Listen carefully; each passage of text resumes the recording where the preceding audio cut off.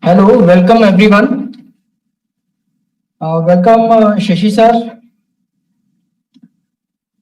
I hope you Hello. are able to listen me, sir. Yeah. Welcome, sir. Hi. Good morning. Welcome, sir. I think we have 12 participants connecting with us.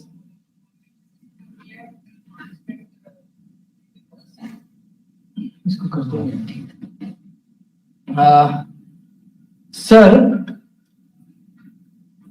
we don't need any introduction for Professor Shashi Shekhar ji. He already took one session before, and we all know that he has carried so well his session on model-based and model-free learning.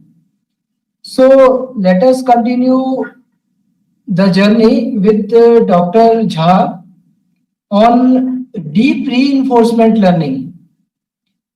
So I will not take much time of our resource person. So please do continue, sir. Thank you, Dr. Rajesh. So good morning, everyone.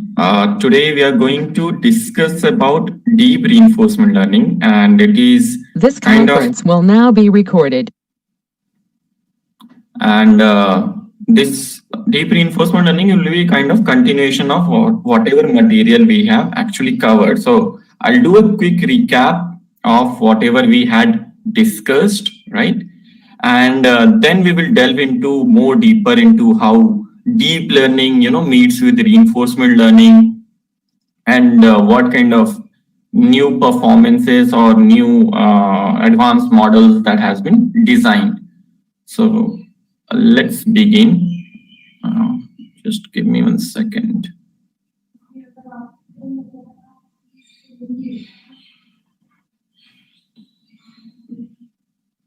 Okay, great. Yes.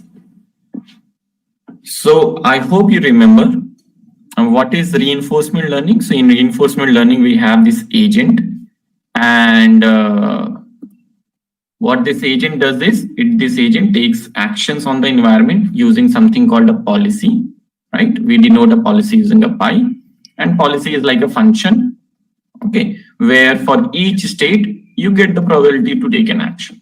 Sometimes policies are also deterministic policies. So for each state you get a deterministic action, right? Or you can say that the probability is 1 and probability of all other actions are 0. So that was the setup. The agent takes the actions on the environment, and then by the virtue of it, it changes the environment. Then from the environment, you receive two components. One is the next state, right? What is the next state at t+1? And what is the reward that has been received? And then we saw that how using this reward, we compute something called a value function. And then using the value function, how do we learn in the environment? Okay, so we still remain in the same setup. Okay, although now things will start getting complicated, where we will say that we have so many states that we cannot just keep a track of all the states. So how to tackle that?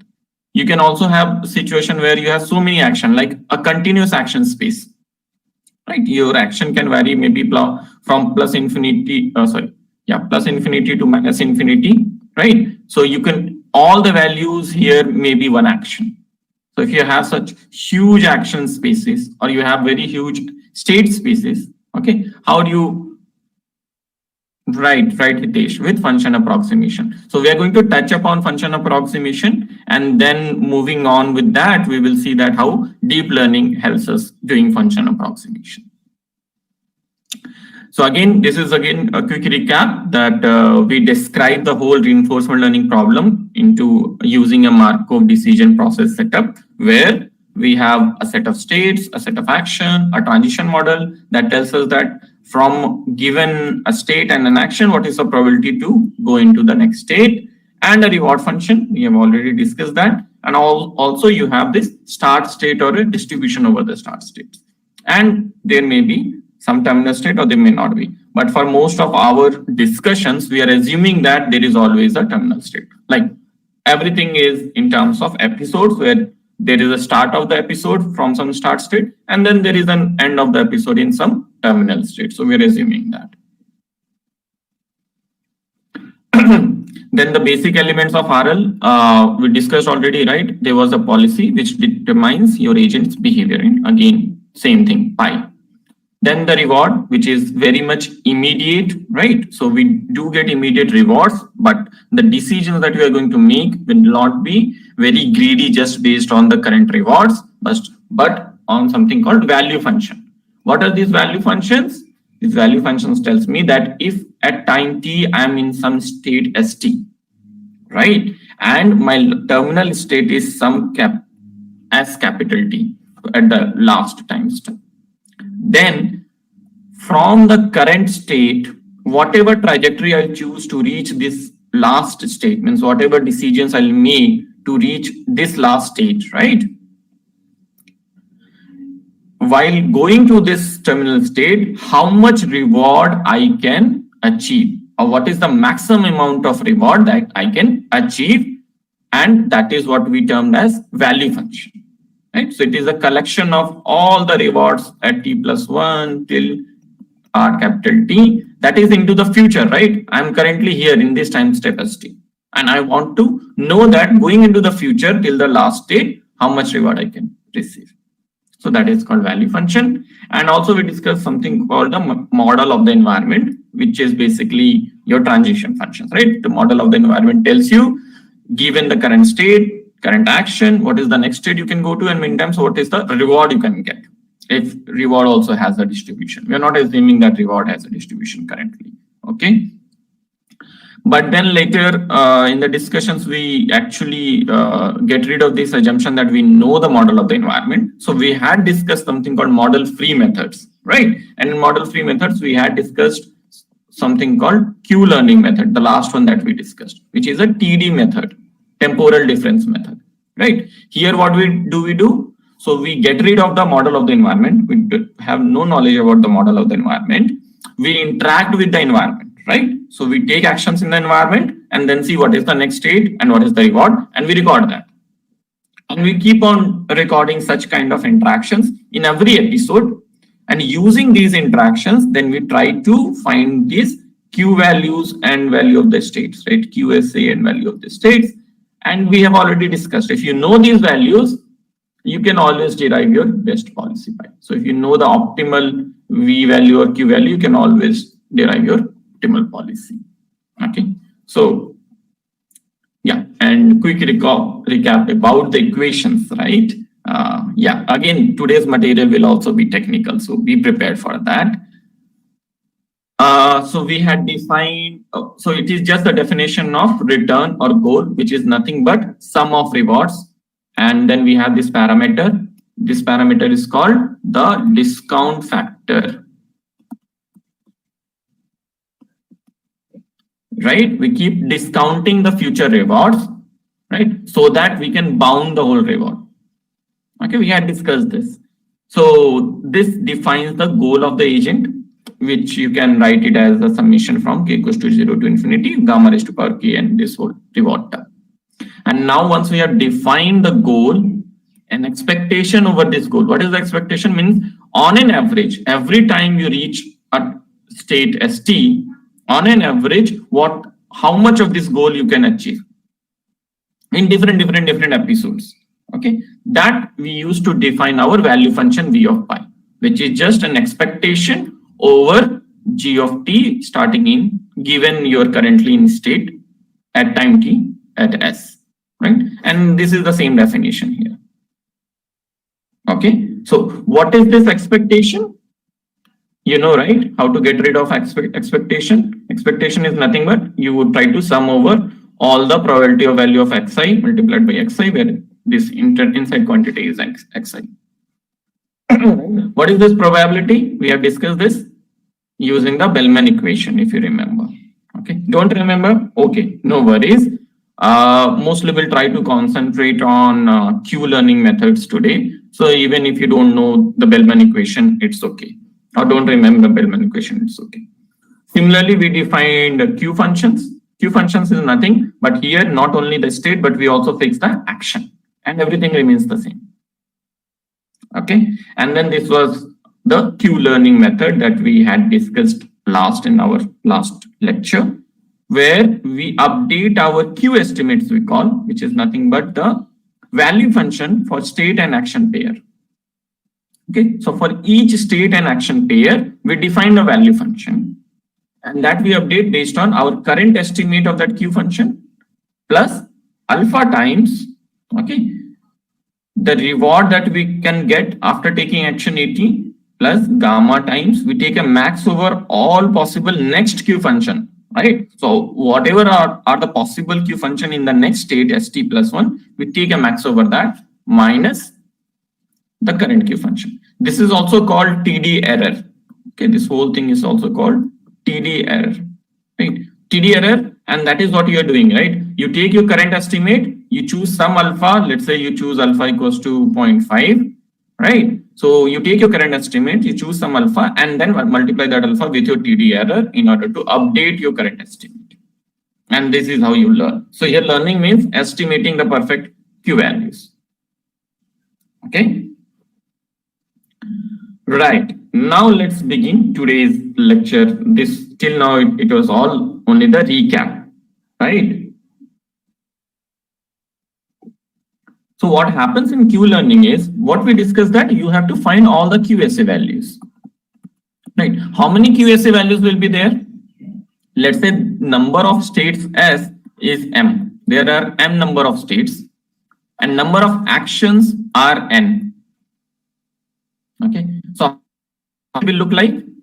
So QSA will be like a matrix, right? I can write it as a matrix. Yes, it is M cross N. So very simply, I can denote all Q values in a matrix. Let's say all the actions are here. So this dimension is all the actions. So I have action A1, action A2, action A3, so on till action AN. And all the states are here. So I have state S1, S2, so on till Sm. So what is the size of this matrix? It is M cross N, and it contains all my Q values. Right? Each entry here is a Q value. What is my aim? My aim to find all these Q values, the perfect optimal value of all these Q values. Right? Now you can imagine in real world, if I have somewhere like maybe let's say 1 lakh states, it could happen, right? And I might have 10,000 actions, because actions can also vary. Then the size of this whole M cross N will be too high, right? How much? Maybe 10 raised to power 9 here. Or even you can go up if I consider more number of actions and more number of states.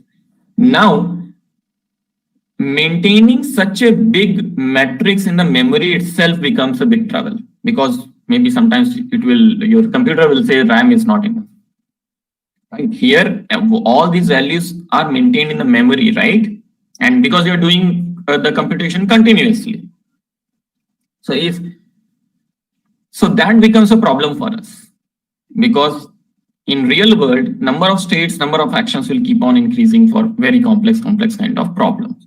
So how to deal with that, right? And that is what is written here. Basically, in Q learning, we keep a table of all Q values. The table here is this M cross N matrix. But in real situation, your state space could be possibly very large, right? So what to do? What is the solution for that? Okay, so in what we would like to do is something like this. Okay, we would like to learn from some smaller number of training states from the experience, and then generalize that experience to new and similar situation. And in most of the machine learning tasks, that is what you do. So what is the meaning of these 3 points? It is simply saying that, can it happen that maybe I learn the Q values from S1 to S100, okay, maybe with some set of actions, and somehow I use these Q values to estimate the Q values of S200 to maybe S1 lakh. Can I do that? Okay, means I would like to generalize somewhere the features that are there in S1, S2 to S100 have very similar feature with S200. Okay, one of the state is very close to this state. The Q value of this state will also be very close to Q value of this state. So can I generalize? If I know the Q value of this state, if I learn the Q value of this state, maybe I can estimate the Q value of this state very easily. Right? And even that is what you do in most of the machine learning tasks. So if you recall the supervised learning, right, where you do classification, what do you do in classification? You try to learn a model. Let's say that model is M. How do you try to learn that model? You try to learn that model using some training data that you call, right? How big would be your training data? Your training data, let's say, is, I don't know, some 10,000 records is there. Using this 10,000 record, you learn this model, right? This model basically represents you a function f, where a data point goes in, right? And the output of that function is your label L. Right? Now, in a real world, will there be only 10,000 instances for this model? Let's say you're trying to detect animals. Okay, the model should say which animal it is. You'll train the model maybe with 1 million animals. But in the real world, in the outside world, how many animals are there? Millions and millions, right? So that means you're trying to learn a function which can generalize to all possible data sets that are there in the world from a very small data set. So you say that, okay, I will learn only with these 10,000 points, but I want to learn a very generalized model that can span to all the data sets that is there. Something similar we want to do here. Something similar we are trying to achieve here using this kind of generalization. Okay, now we'll discuss how to achieve this. So as I think Hitesh mentioned, right? We are going to use something called function approximation. Basically, now we are going to convert these values, no, VS or QSA. What are these? These are some values, some number, right? 10 or 20, some numbers. Now we are going to convert these into some parametric form. Okay, so instead of just representing a Q function as QSA, we are going to use some set of parameters. We're going to call those parameters as W, right?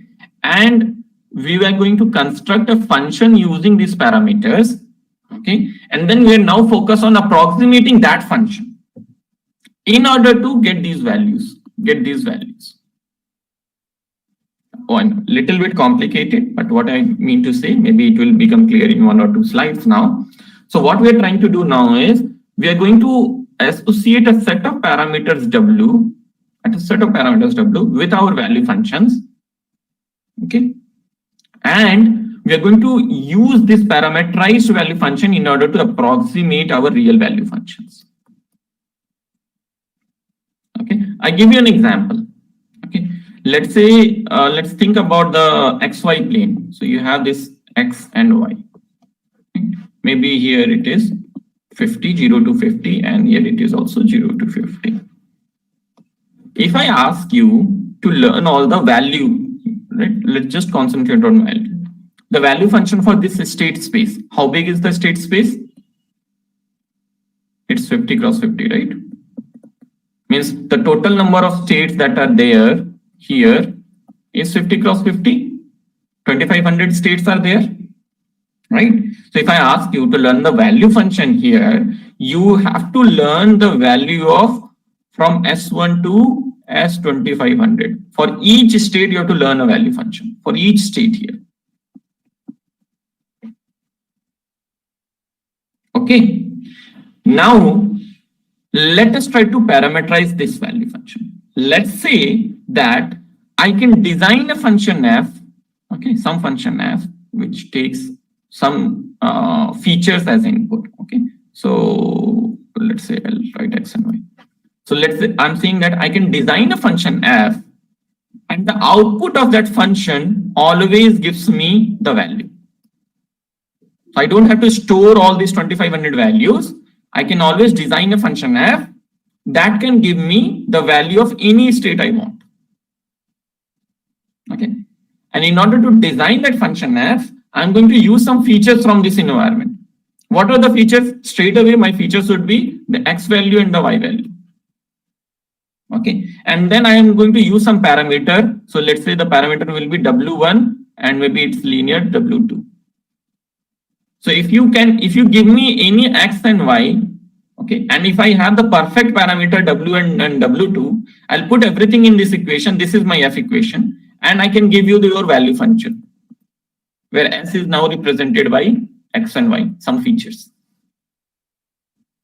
Now see, if I focus on learning this function simply means learning this W1 and W2. That's about all. There's nothing else that is unknown. X and Y, anybody, like I will always know which state I want to calculate or want to know the value. So what did it do to this whole value function? By using these two parameters W1 and W2, I am now learning only two values, which is much less than learning 2500 values that I was initially trying to do. Right? I hope you can see that. So if I parameterize my value function, right, and I just focus on learning these parameters W, okay, then I reduce the complexity or maybe the whole memory requirement a lot. Right? Because now I can simply learn a set of parameters which are much lesser than the whole number of states or the whole size of value function. Right? But again, this is some kind of approximation. The keyword is approximation. And approximation will always have some epsilon error. So now, although you will learn the value function approximation and this parameter and everything, the problem that you have to face is there will always be some amount of error in the estimation of all these value functions. And you're going to use this approximate value function in order to find the policy. So then you may not actually get always an optimal policy. It may be near optimal, or it may be getting stuck at some local minima or maxima. Those kind of problems now you will have. Okay. Right. So I hope this concept is clear. Okay. How we are parameterizing the value function and how this W is coming into the picture. Right. Now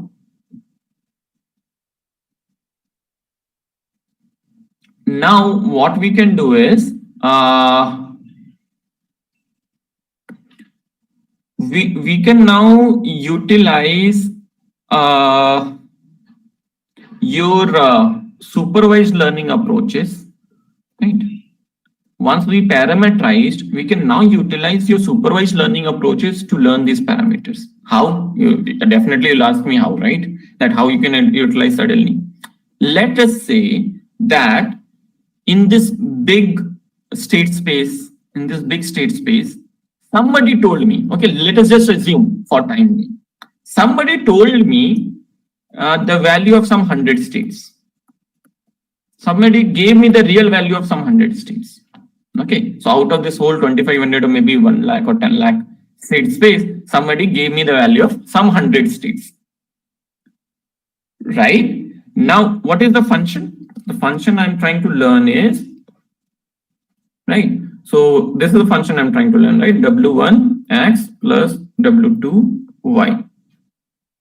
Okay, this is the function I'm trying to learn, and x and y I'll always know. What I want to know is what is the value of W1 and W2, right? And somebody told me that for this x and y, like x1 and y1, the value is some v1. For x2 and y2, the value is v2 till some x100, y100, the value is v100.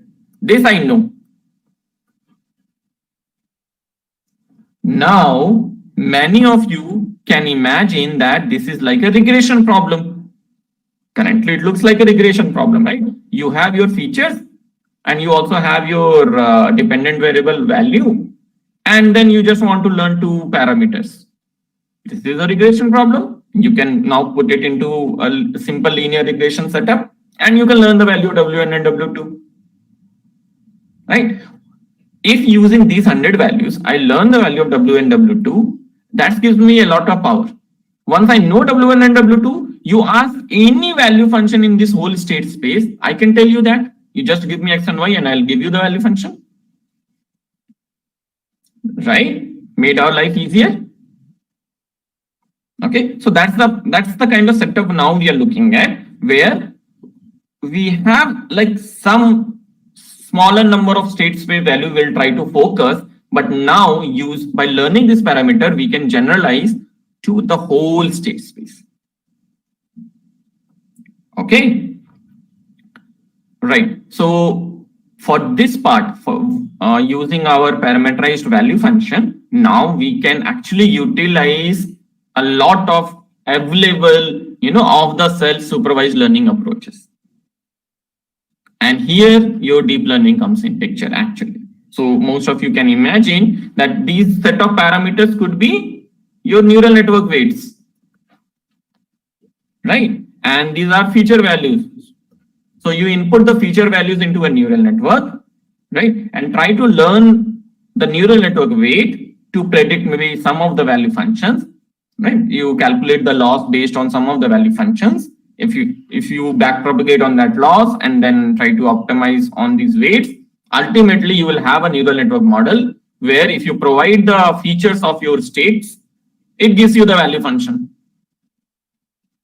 right? And you can use that value function. Once you know the value function, like most of the task is done, right? In our reinforcement learning task, we always want to know the value function. You know the value function, you can always extract the best policy. Okay. So I hope like this is the crucial step here. If you understood this, rest of the lecture is very simple for you. Okay, this is the most crucial step of it. Now, how do we learn this parameter in a typical setup? So we can use gradient descent methods. Right? Most generic form of learning such parameter vectors. Even if you have gone through neural network and deep learning, all your backpropagation just uses one form of gradient descent, right? The stochastic gradient descent methods, right? So let us just touch upon what is gradient descent. How does it work? What we do in gradient descent is, now we have this set of parameters, right? Okay.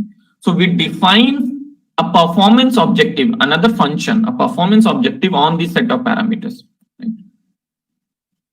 Okay. And usually those performance metric is error measure, some kind of error measure, which we want to make zero, right? We want to minimize that error. Okay.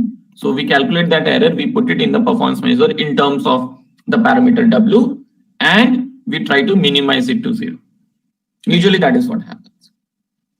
Okay, we'll see how in our setup we are trying to minimize which error, because till now whatever we discussed is only maximization. Okay, so how to minimize this error we will discuss. But you can imagine what would be the error. The error will be the real value. Okay, so V pi of s, the real value that somebody told us. Okay, minus the currently estimated value. This will be the error. What we would like to minimize is maybe the root mean square error.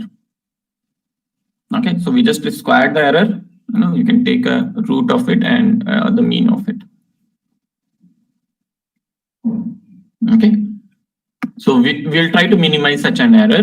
What could be a metric here? We'll see that, but let's try to go through what is gradient descent first.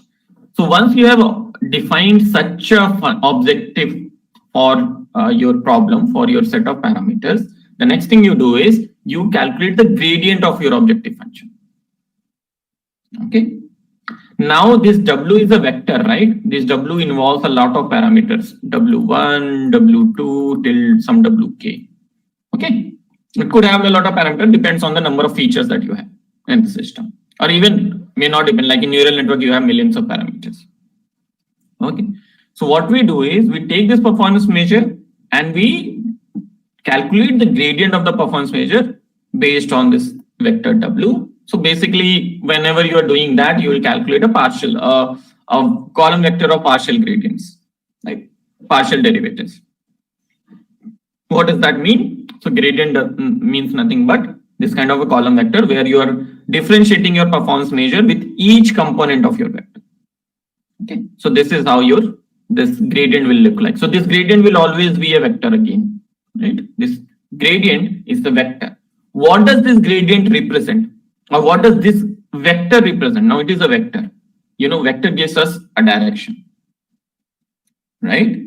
It's not a scalar, it's a vector, right? It also has a sense of direction. What kind of direction is given by this vector on our performance measure? So if it is a minimization problem, if you are trying to minimize the error, then this particular gradient vector, right? It is trying to point us to the direction of the minimum error. Okay, so let's say this is your some kind of no, it is a very perfect convex error boundary that I have drawn for your performance measure. Usually you won't find it, but if you are at some, so your W vector is here and your JW you try to calculate, and you're trying to calculate the gradient. Your gradient, this vector tries to point you to the direction of the minimum error. Okay, so if you take this gradient and try to move along the gradient, okay, the point. But if you do very small jumps, then you are going to take a lot of iterations to reach here. So then obviously there is a lot of theory and a lot of research how to set this alpha, how to learn this alpha and all that thing. We're not going to touch upon that, but again, this is for your knowledge and motivation. Okay. Right. So let us try to bring this whole gradient descent method into our own problem of function approximation. Right. Okay. So how do we do it? So what we are interested in is to learn this again, squared error. I've already told you, right? This is the real value function. This is what we are approximating, and we want to learn an expectation over it. Okay. So we want to actually minimize the expectation of our squared error.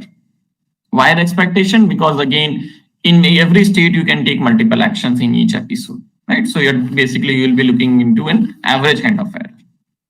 Okay. The rest remains the same. Now, if this is your error, and if you take the gradient of this, so you try to take the derivative of this with respect to W, what you will get? So you will get this, right? You will get the whole term multiplied with the gradient of your value function itself. So what does this say? This simply says that whatever value function you are going to assume, that also needs to be differentiable. Because if that is not differentiable, how would you be able to calculate this? Okay. So you cannot simply assume any arbitrarily value function approximation, right? You have to assume a value function approximation, right? Such that those functions are differentiable. Okay. And then you can plug that in to calculate your change in this value vector, delta W. And this you can now use to iteratively learn your parameters, W. How do you iteratively learn? So your next parameter value will be your current parameter value plus alpha times, which is your step size, with your whole delta W. This is nothing but delta W. Okay. Right. Great. So if you have understood this much, I think rest of the material will be very straightforward. Okay. Now we won't have a lot of mathematics, because now we will concentrate most on learning about the models, like how we are utilizing deep learning architecture to learn these weight parameters and all that. And see, whenever we are using a deep learning model, the weights are already embedded in the network, right? All these network nodes have the weight parameters. So if we say we are training a deep learning model, that means we are basically learning the weights. So we will not then discuss that again and again. So what is deep reinforcement learning? So basically, again, in the reinforcement learning setup, now we would like to use the advantages of deep learning. Okay, so combining these two actually gives us the deep reinforcement learning. And where exactly we are using this deep learning method, I hope that is clear to you. It is just to estimate the value function, right? The rest remains the same. Your agent still takes the action on the environment. Agent still gets the reward from the environment and perceives the next, you can say now observation, because it would be a set of features, right, based on which you're trying to estimate your value function, right? But it is the state from the environment. So the outer setup still remains the same. Your aim is still you want to learn the optimal policy, right? You still want to learn the optimal policy, the best way to behave in the environment. But now, since the environment is very complex with a lot of states and a lot of actions, you are using this kind of an approximation. So deep learning helps you to actually come up with that approximate function in order to get the value function. Okay, right. So let us begin with this deep RL method, and the first work that we are going to discuss in this deep RL is basically one of the pioneering work in this field, which actually linked deep learning and reinforcement learning methods. And this is the group from Google's DeepMind that came up with this initial model, and then later on they went on to build multiple models, again using this same kind of concept. So we'll touch upon all those today. Okay. So the initial success that linked deep learning and reinforcement learning actually came in 2013 with this Min et al. Paper. Again, there is a whole group of people from Google DeepMind and multiple publications. So we'll touch upon one another. And what they did is basically they used this Atari 2600 games. So what is this Atari 2600 games? So those of you who have seen the feature phone era mostly, right? The old Nokia 2600 and all that. Remember that game where there used to be this kind of ping pong ball. So there is a ball in the middle, and then these are two sliders, and you know the game, right? You want to hold the ball as much as possible. Or this breakout game. So there is this ball, right? And there is this slider here, and then there is this whole wall, and you want to break the wall. So the wall goes up, it breaks, comes down. You have to move the slider, right? And then there is this is called, I think, Space Invader, where these are the things that are coming in the front and you keep on killing them. Or your snake game, and many various that kind of game. So there is this whole gamut of this game. Some 57, 58 games are like that. These are also called arcade games, very old games. So I think Atari 2600 is the company which created all these games initially. So they took all these games as their benchmark problems. They said that, can we design an agent? Now for us, an agent is a computer program, right?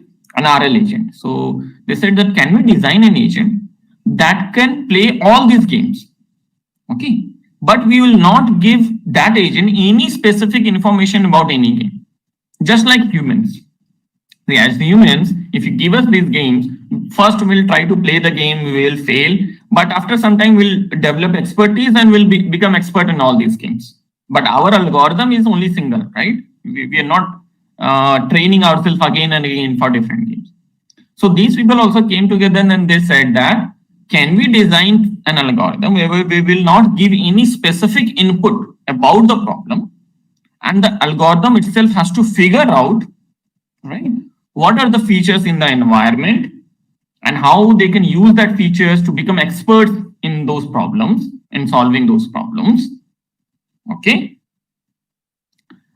So, and then they actually did it using deep reinforcement learning method, using a specific model of reinforcement learning method that they nicknamed DQN model. We'll discuss that in 2013. So the initial paper came into NIPS in a NIPS workshop, and later on they did more experiments and they published the whole work in Nature in 2015.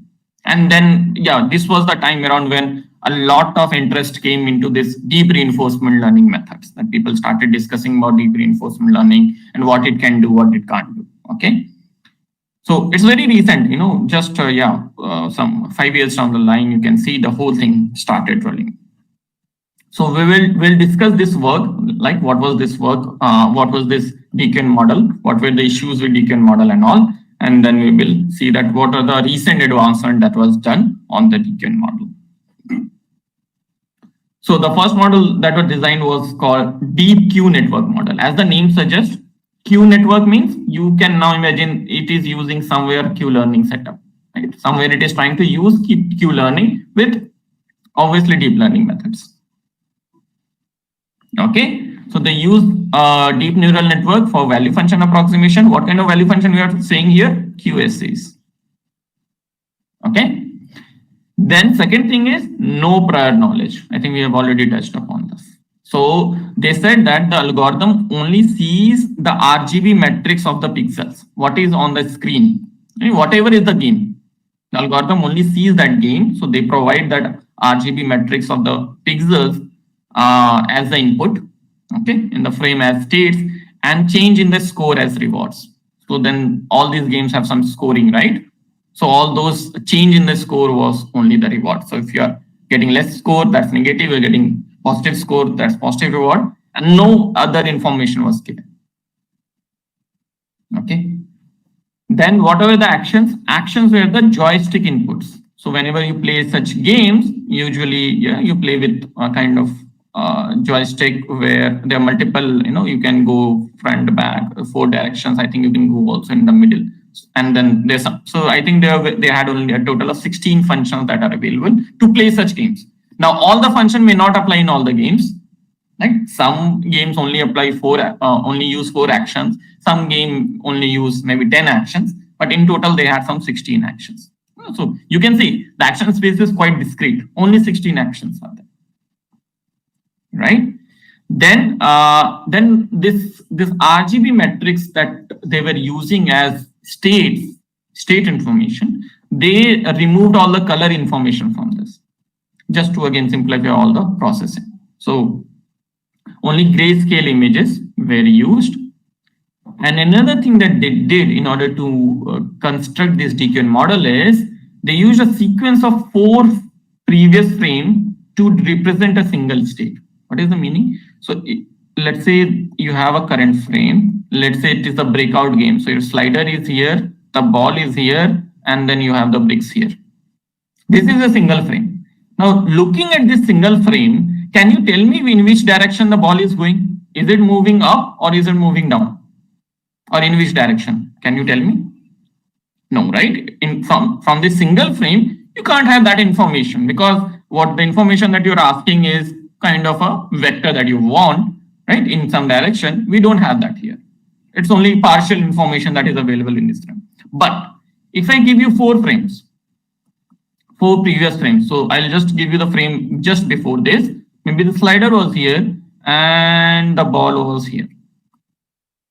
And I give you another previous frame. Okay, again, the slider was here and maybe the ball was here. Now looking into these 3 frames, right, now you can make out that maybe the ball is trying to move in this direction. Right? Initially it was here, then it moved little up, it reached here, and then more up and it reached here. Okay, so because all these different games involve some kind of such motions, right, where something is moving, in order to track that, they used a sequence of previous 4 frames. So said, okay, instead of just a single current frame, to represent each current frame, means each current state, we will use a combination of last 4 frames. Okay, I hope that is clear to all of you. And then another thing that they did is all the rewards were represented plus and minus 1. So this was another issue that they faced, that in different games the rewards are very different. In some games the rewards are given in thousands, and in some games the rewards are given in hundreds, and in some games rewards are given in numbers like 1, 2 only, or 3 only. Now this different scale of rewards makes the calculation of this delta W very difficult, right? Because a single agent is trying to learn, but at one place the value is very high for the same kind of gradient, for the same amount of change, right? But another place the value is very low for the same amount of change. And that actually complicates the whole learning, that destabilizes the learning, right? So what they did is they said nothing doing. If there is a positive change in the reward function, right, in the score, we'll give +1 reward. If there is a negative change, if the reward decreased, we'll just give a -1. That's about all. Let's fix the rewards. Okay, so that because whenever you're calculating this delta W, it only uses the value function. And value function is all composed of rewards only. And what is there in the value function? It's all rewards. Sum of rewards, discounted sum of rewards. Anyway, it is only rewards. Okay. So this is what they do to scale down the rewards or to put all the rewards in all the games at the same level. Right. So I hope you got the setup. So with this, they created this whole DQN architecture. Now, obviously, there are these CNN layers. Unfortunately, I won't be touching or going into the CNN layers. I guess you guys already had a lecture on deep learning. So I feel that maybe the CNN might be already covered in those lectures. So I'm assuming that you know about what is a CNN, what is a CNN layer, or what are the multiple layers in a deep learning model. Okay. This was their setup. So they gave this 4 frames as the input to the model, right? So they had actually not 2, 3. So this diagram does not represent the whole thing. So I think initially they had 3 convolution layers, and then they had 2 fully connected layers. Okay, and this whole thing is your deep model.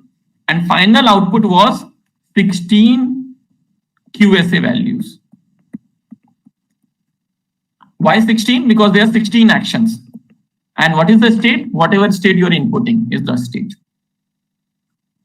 Right? So for each state, now they know what is the best action based on the QSA value. How will I choose the best action? I'll do this argmax over A over all the action, which is only 16 QSA. So if I have, so any action that gives me maximum QSA is the best action. Right? Now see, my life has become so easier, right? With this. So if I can train this model perfectly, like this model has seen a lot of episodes, a lot of interactions with these games and all, and the model is perfectly trained. So every time I give it a state, it outputs all possible QSA values, and I just choose the maximum QSA value. So the action that gives me the maximum QSA value is the best action. And that's my policy. So if I just use this model, so let me represent this model as the DQN model, right? So I have this model. Every time I have to take an action in the environment, I input my current state, which is this 4 frames and everything, right? I input my state. It outputs all possible QSA values. QSA1 till QSA16. Then I see which one has the maximum QSA value, and I choose that action on the environment. Then the environment using this action goes to another state as t+1. I again take this state, input here. I get my maximum action. So if this DQN model is perfectly trained, I have my policy in the environment, right? To take the perfect action. And that's my job. Like that's the job done. Okay, so I hope you got the concept. Now, yeah, so I told you I'm not touching into this convolution layers and fully connected layers. Okay, I hope that will be either covered or will get covered in this whole FDP anyway. So I'll give you a little more detail about the models, okay, which you can relate to when you are going through any deep learning lecture.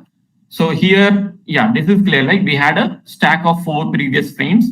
Then there was this first hidden layer had 32 filters of 8 × 8 with stride of 4. Okay, with obviously this ReLU-based activations. So what is ReLU-based activations and all? Again, I'm not touching today, right? Then your second hidden layer was there with 64 filters of 4 × 4 and stride of 2. Again, ReLU was used. And then there was also a third hidden layer with again 64 filters of 3 × 3 with stride of 1 and followed by again same ReLU. And then there was a final hidden layer which was fully connected. So there was this fully connected final hidden layer. I don't know why it is showing in the figure 256. They had 512 ReLU units. And then you had your output. Final output was the 16 or 17 outputs, whatever we had. Okay. Now, let us discuss, instead of going into the more detail into the architecture, let us discuss what kind of problems they faced. And one question that is still remaining, we have not addressed it. What is, how do you calculate the loss? Because in order to calculate the loss, you need the real value functions. Who told you the real value function? Initially, we just assumed somebody told us, but there is no somebody. Right? Who will give me the value function? I don't know. Nobody can give me the real value function. So if I don't know the value function, how to calculate my error in order to train this big network, big and complicated network? Right? So we have to answer that question as well. Let's see how they did it. So initially when they started training this decay network, they actually get into a lot of stability issues. So we'll go through those issues one by one.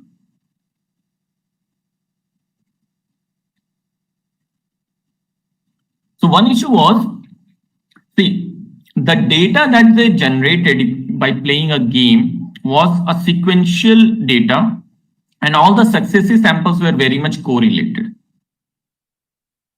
Right? That means if your states, your images are, let's say, I1, I2, I3, I4, and all these images only going to get converted into states. We know that, right? These images were very much correlated to each other. And if you have correlated data as an input in your machine learning model, any machine learning model, see, whenever you're training any classifier, we always assume that the data is IDD. No, IID, right? Sorry. Independent and identically distributed. IID data is what we expect. Right? And okay, so you can look into, if you already don't know, that what are the problems if the data is not IID. Means if data is very much correlated. Because your model will be biased then. You won't be able to generalize a lot. Right? Similar problem they actually felt here, because here the data was very sequential, all these images, consecutive images, and then all the successive samples were very much correlated. And because of this, the whole neural network was oscillating or diverging, means it was not able to learn. Right? Means for the same state, sometimes it tells that one action is good, and the for same state, sometime else, it tells that another action is good. It was oscillating a lot. Right? It was not converging. Right? We want the models to converge so that we can stop the learning, right? But it was not converging. And what they felt is maybe because the data is sequential and correlated. So that was one trouble. Second, policy changes rapidly with slight change to Q values. Now, what is the meaning of this? Policy changes rapidly with slight change to Q values. The thing is, what you are doing, you're saying, I am going to choose the max Q value, right? Based on this max, whatever Q value has the maximum value, I'll choose that action. But what if, let's say you have QSA1, QSA2, and QSA3. The value here is 1.01. The value here is 0.99, right? And the value here is 1.05, something like that. The value is very much close to each other, you can see, right? Or maybe we can have a better example. How to do that?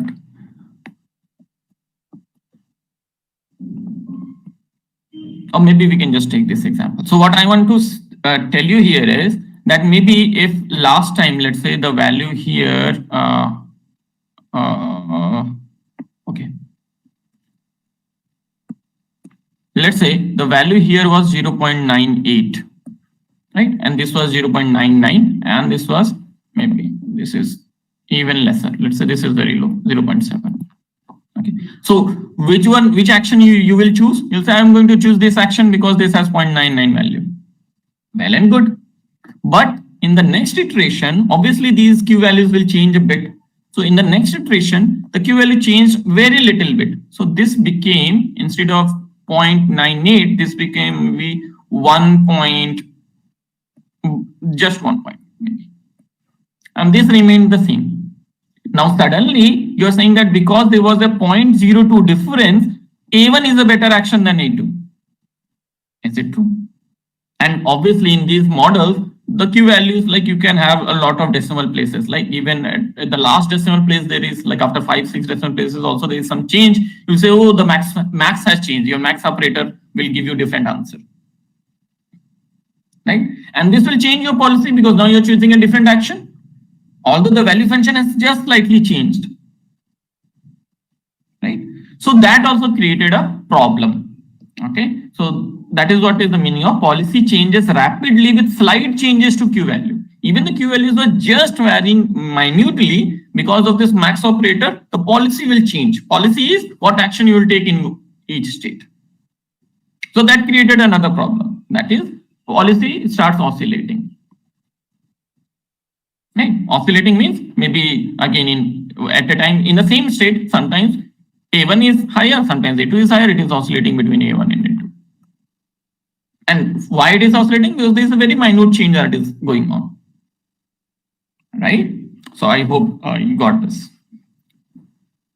And the third was the scale of rewards that we have already addressed, right? So the rewards were clipped to +1 and -1.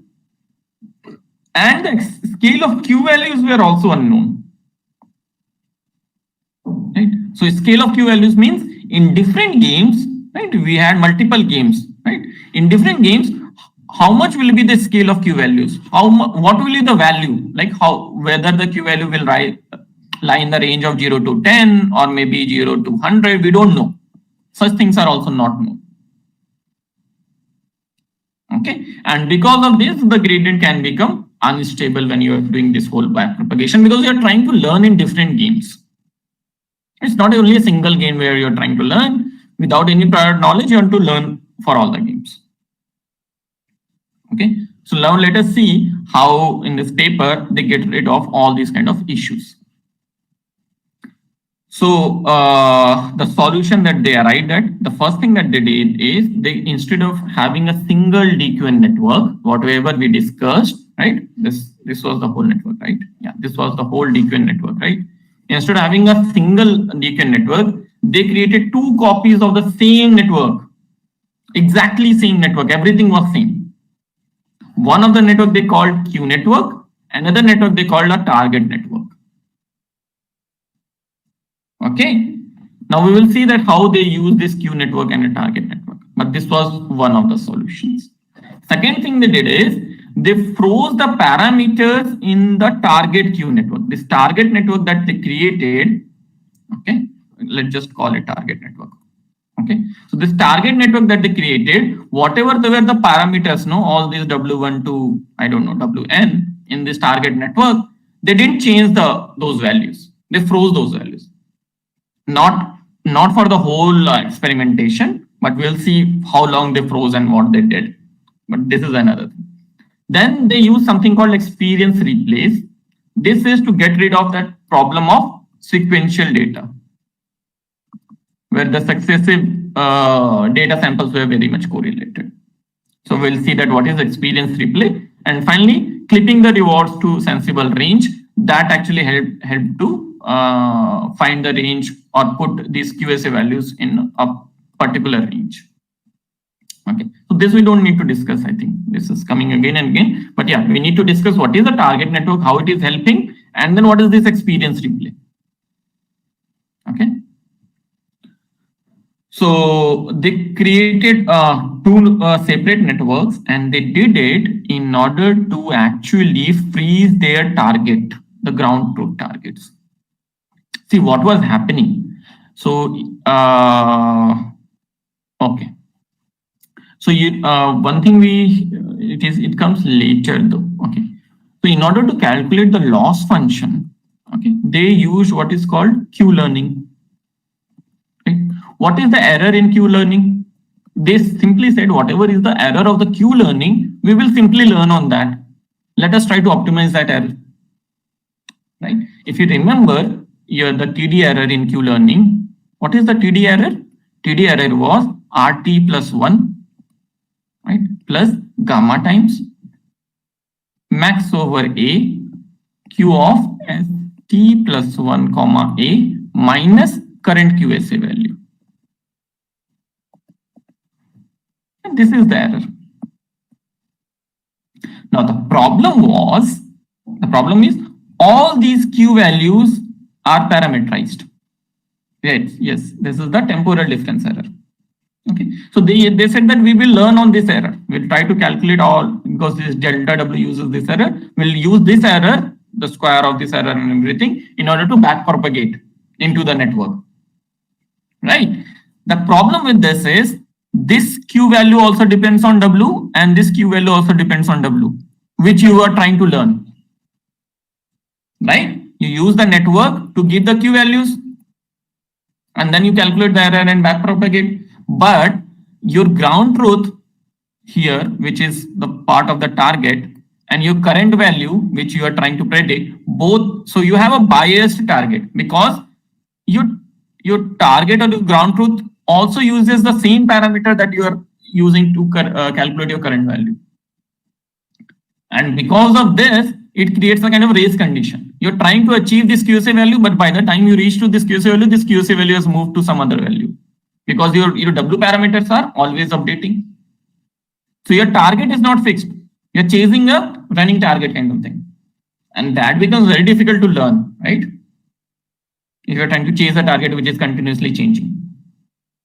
Instability will come, right? Because of that. So what they did is, that is the reason they created this target network. They said, okay, let us create a copy of my original Q network. And whenever I have to calculate this Q value for the target, I'll use the value from this target network where the W parameters are frozen and not changing the W parameters. So what will happen that my Q network will keep on learning whatever is the difference of error. Based on that, I'll change the W parameters in my Q network, but my target network will become stable. So that way learning now can happen. Okay. So that is what they did, and they fixed the target network. Okay. And then they use the target network in order to calculate this target using, so they are representing the target network parameter using this theta minus, where the actual Q network parameters are being represented as theta I. And this is the loss function, right? So they're trying to minimize this square of the loss. But see, we know that whatever is this target network, it has some W value, like some parameters. These may not be the perfect parameter, because nobody knows the perfect parameter. We're trying to learn the perfect parameters, right? So what they did is, they keep on learning using this error, but after some fixed number of iteration, let's say some 1000 iteration. After some 1000 iteration, they copy all these theta i's, whatever were learned, into the theta I minus. Means all the parameters from the Q network was copied to the target network, right? So they say, oh, whatever is your current, whatever we have learned so far, now we will update the target and again fix the target. So they used all the theta I to update theta I minus, means the target network parameter, and again fix that, froze that. And then based on this error, you keep on update the parameter or try to train the deep network. And after C iteration, you again do that. When will you stop? So you will stop when basically you want that these two becomes equal. Your theta I minus and theta I actually becomes equal. Means the parameters are not changing now. So parameters are not changing means the fixed parameter and whatever parameter you have learned has become the same. You'll say, oh, okay, done. Right? Or many times you will just stop after some number of iterations, because many times this is very difficult to train such big deep models. But this concept is clear, I hope. What is the fixed network? Why it is being used? The why is also very important. Second they used is experience replay. So experience replay was actually a very simple concept. What they did is that they said that, okay, we take an action on the environment. What is the action? So again, the same game. Let's say we have the back out game. Here is the slider and here is your ball. So the action is maybe we want to move the slider towards the left. Okay, so we want to move the slider towards the left and we reach here. So that is your action 18. Right? So you take the action and then whatever is the next state you reach, Okay, you create this whole transition, that what was your earlier state, what is the action you took, what is your next, the reward that you got, and what is your next state. And you store this whole transition into a memory buffer, some memory buffer D. Every time you take an action, you create the transition and store it in a memory buffer. Okay. Now, whenever you have to train your network, so instead of selecting the data sequentially, since now you have this kind of a buffer of all these data points that you created by interacting with the environment in real time, okay, you just randomly sample a mini batch of transitions. Okay, so you just uniform sampling you do from this replay buffer. Again, the replay buffer are all the recent interaction that you're doing. Okay, it is not all the interaction from the beginning of the episode. Okay, so if from the beginning of the episode, this is your last episode, so your replay buffer is like a moving window. Okay, you always keep this much of interaction in your replay buffer, and from this much of interaction, you uniformly sample a mini batch in order to train your network. Okay, so this helped to create or to get rid of that problem of sequential data point or correlated samples. Right? So that is what they did. And this is what is being represented here as U of D, which is your replay buffer. So you sample your transition from the replay buffer and then use this transition to calculate this error and then use this error in order to learn. Okay, so this they call experience replay, replaying the experiences, because maybe the experience was recorded here, but then you're using the experience at this point in order to calculate that. Okay, so this is a memory buffer, which is like a sliding window, keeps on moving. You keep on adding new transitions to this memory buffer, and then old transitions will go out of the buffer. It's like a queue. I think the better term will be a queue. Okay. Right, so then this was the whole deacon algorithm that we just discussed. Great. So it's very simple now. Let me just help you to go through. It's actually very simple now. So you always select an action to take, and we have, I think, touched upon what is epsilon greedy. So with some probability, either you take a random action or you choose the max action. This to help you to explore the environment. Okay. Once you have chosen your action based on these two, okay, you run that action on the emulator of the games. You observe the reward and the next image, and we know that one image is not a state. So basically, these images needs to be processed in order to create the next state. Okay, then you set your next state, okay, which is based on this image that you just collected. Okay, and everything now they represent. So the states they represent using this phi function, because the state involves multiple frames and everything, right? So this is your transition: current state, action, reward, next state. You store this whole thing into some buffer D. Okay, so you choose the action, store it in D. Then you sample a random mini batch from this D and use that in order to calculate your target YJ. So if it is the terminal state, if it is the last state, then your target is simply the reward that you are receiving, because there is nothing after that in order to check the next state or anything. Otherwise, your target is this function, which we have already discussed. Once you calculate the target Yj, you calculate the error, you learn on this error, and every C step change the parameter of your target network. Right? Now, if you look at the whole algorithm, it's actually very simple. Okay, so this was the algorithm, and they did some kind of ablation studies that whether this replay memory helps or not, or whether freezing the target helps or not. So this was the model without the replay buffer and without the target memory on these different games. So they have some 5 games here, and then this was a model with replay buffer and target memory. And as you can see, these are the scores that the agent was able to achieve. The agent was always able to achieve a very good score compared to all other different varieties of the model, like different permutation and combinations. See, without replay and without target, the score that the agent achieved in this breakout game was 3.2. With this thing, the score it could achieve is 360. You can see it's almost a 100% increase in performance. Right? 100 times increase in performance. Right. So what it took to train the network, now this is very interesting. You should look at it. And actually it also shows that why it is out of our capabilities to train such a massive network. So they tried to train a model for 49 games. So there were some 58 games, but they could maybe do it only for 49 games initially. Later they did it for all the games.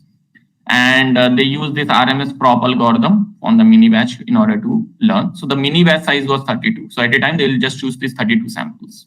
Okay. They used 50 million frames. See this number. They used 55 crore frames. Okay. And they took 38 days of training time. This is also very interesting. More than a month. Almost 1.5 months they took just to train this model. Think about their electricity bill and everything. So for 1.5 months, the model was just training. Interesting, huh? And then they used a replay buffer which contained the latest 1 million frames. So from 1 million frames, they always sample this mini batch and then they will use this to train. Okay. And yeah, that agent selects action on every 4th frame. So I hope this is clear. Now, in order to evaluate how to evaluate their agent against a human player and everything, so they made the agent to play each game 30 times for 5 minutes. Okay, how much score it can achieve in 5 minutes for 30 times with some random initial condition. So they'll start the game from any point. And then they also used humans to play the same game in the same scenarios. And then they also created a random agent to play the same game in same scenarios. And then they created a kind of a baseline using a random agent that what is the percent increase or what is the percentage performance of the agent against a random player as compared to human against a random player. And that is what they showed. So this was their result. Okay, all these blues are this percentage increase against again a random player, and these gray ones are humans performance. As you can see, in most of the games, this agent that they developed was able to beat all human scores. So this was kind of big achievement that a single computer agent now is able to, come at human expertise level in actually, understanding these games and playing these games. So this was the initial result that came with the EQN model. Right. And then obviously the development kept on going. So now for the rest of the slides, I think we have time, right? Yeah, we have some time now. So for rest of the slides, we will use the EQN model as base. And then a lot of improvements have been done on this EQN model over last 2 to 3 years. Okay. So now we will see what kind of improvements people have done over the EQN model itself. Right. So this was the base EQN model that came in 2015, you can see, and that actually created a lot of buzz. Now a lot of good performance were achieved in very different games. Even in 2016, with that AlphaGo player, right, the computer program which has beaten the world Go champion, which made actually a lot of news, was motivated from this EQN model itself. Okay. We'll try to touch upon AlphaGo also towards the end of our lecture today. So let's see. Right. So another kind of problem with simple Q learning approach is something called a maximization bias. I think we have discussed this. Right. What is maximization bias? So let's say your actual Q value is at 0. Right. So your QSA value that you want to learn is actually 0. But because of the approximation error and everything, right, either your system will approximate value less than 0, very close to 0, but less than 0, right? Or again, very close to 0, but more than 0. Unfortunately, you use this max function always in Q learning, max over A. And since you're going to use this max function always, this max function is going to ignore all these values which is less than 0, because every time a negative value is lower than a 0 value, right? And it is always going to choose the value which is more than 0. So it will give more importance, or it will select these values and keep it into the estimation of Q values. Now, because of this, what will happen that after a lot of iterations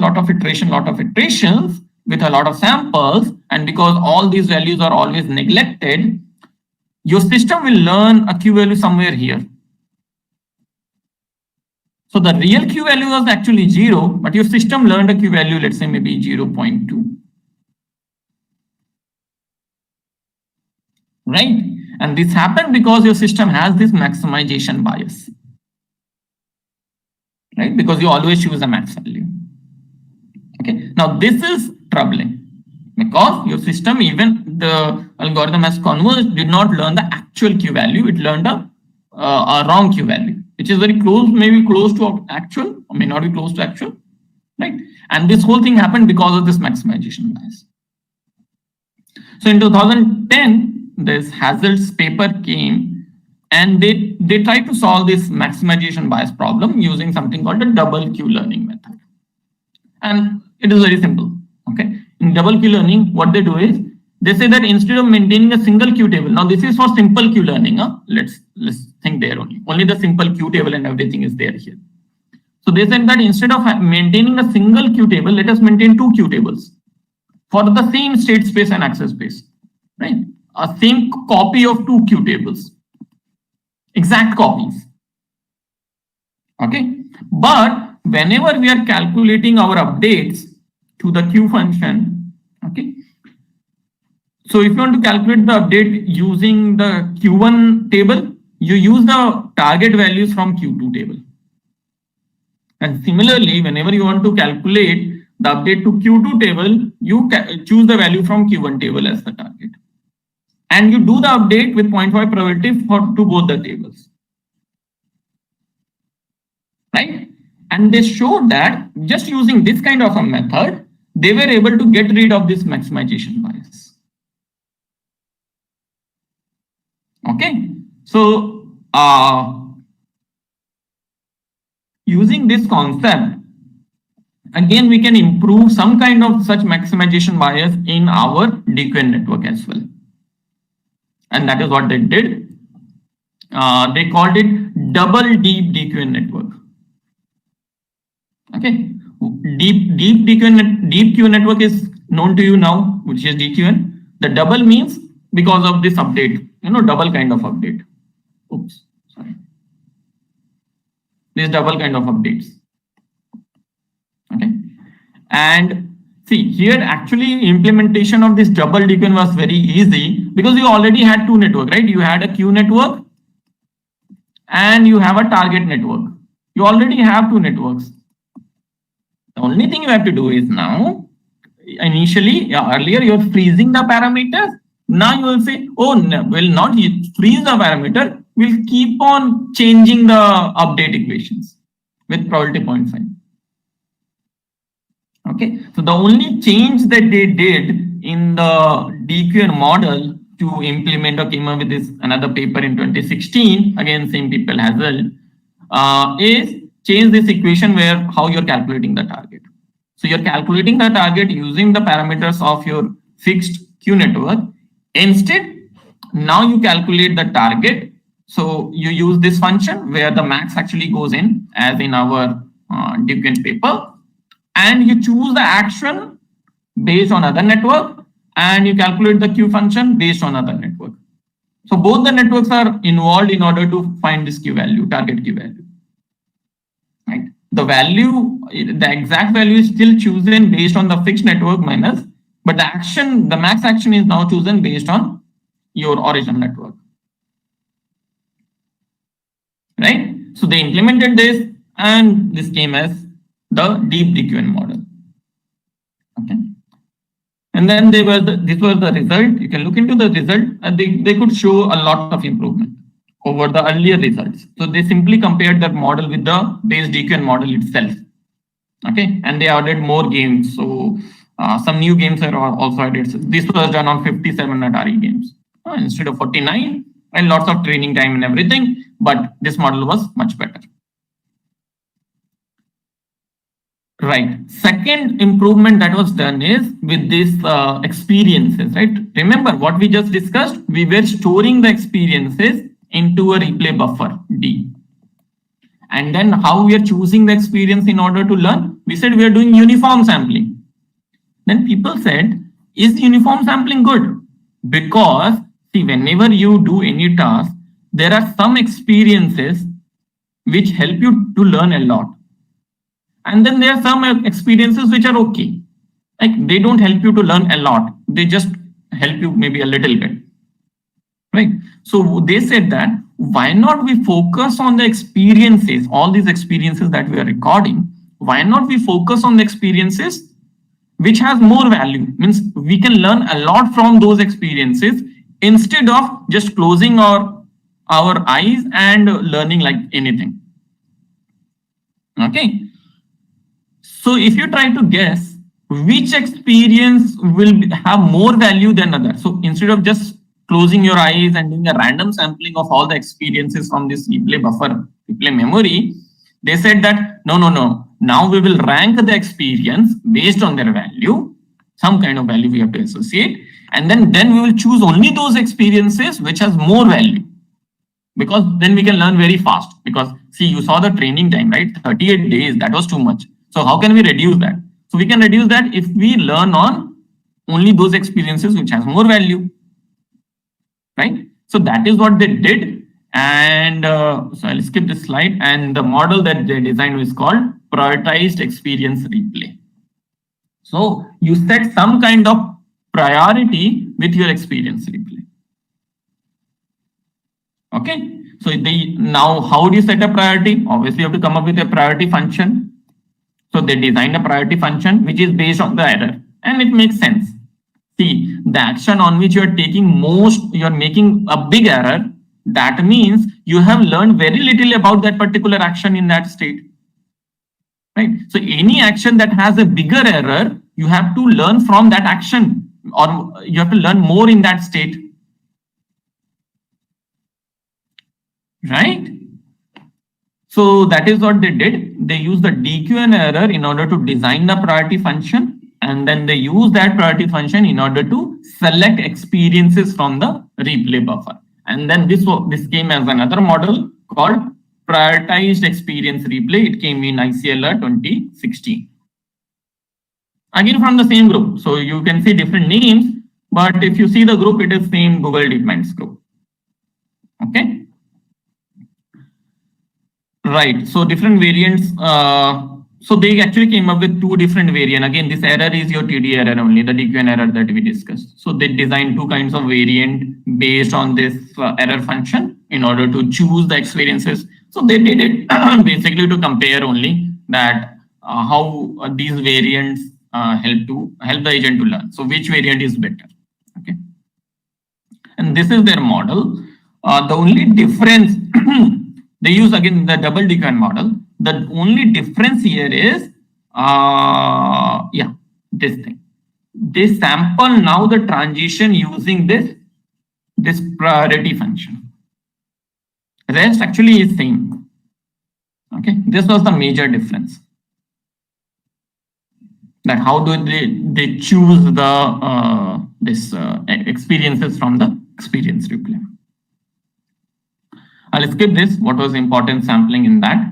And then these were the results. Again, they simply compared their two methods, which is the rank-based method and proportional method. And here they showed that out of these two methods, which one performs better. So they found that the proportional method actually performs much better. Okay, and same error metric they used again on same 57 games. Okay. And then so another model came later, which is called the dueling DQN network. So you see all these models have the same underlying DQN network, which is the base. And all these models were how we can still improve the DQN based on training time, based on taking less samples, because the DQN took 15 million samples. Now, who is sitting there to generate 15 million samples? Right? So again, how can we improve? How can we improve? That was the main goal. So the dueling network paper again from the same group came in ICML 2016. This was also awarded the best paper in that conference. And here what they said is that, whenever we are playing a game, okay, or when in many real life situations also, we may not be interested to learn all the QSA values also, because there are situations where QSA values are important, but then there are other situations where whatever action you take, it doesn't matter. And then they gave this example. What is this example? You see. So this is a kind of race game where this is your vehicle, which is moving on this road, right? So, and the aim is actually not to collide with any obstacles that come in the front. And the only action that you could choose is left and right. Okay. So what happens that if there are no obstacles in the front, there's no point in learning the value of left action and right answer, right? The QSA for left and QSA for right. Because whatever you do left and right here doesn't matter because there's no obstacle in the front. Right? So if you're focusing on learning these QSA values, you're actually wasting time because you should only learn QSA values when there is some obstacle in the front. Otherwise, there is no point of learning in this particular situation. Right? Whereas if you get an obstacle in the front, these actions become very important that which one you are going to choose, left or right, because your action is going to define whether you will be in the game or you will be out of the game. Right? So they use this particular notion of segregating the value function and the action value function. Right? So the basic motivation is you should learn the action value when they're important, they're required. Otherwise, you simply learn the value function. Right? So that you can reduce the state space a lot. So they use this basic idea, this basic motivation to design again a dueling DQN network.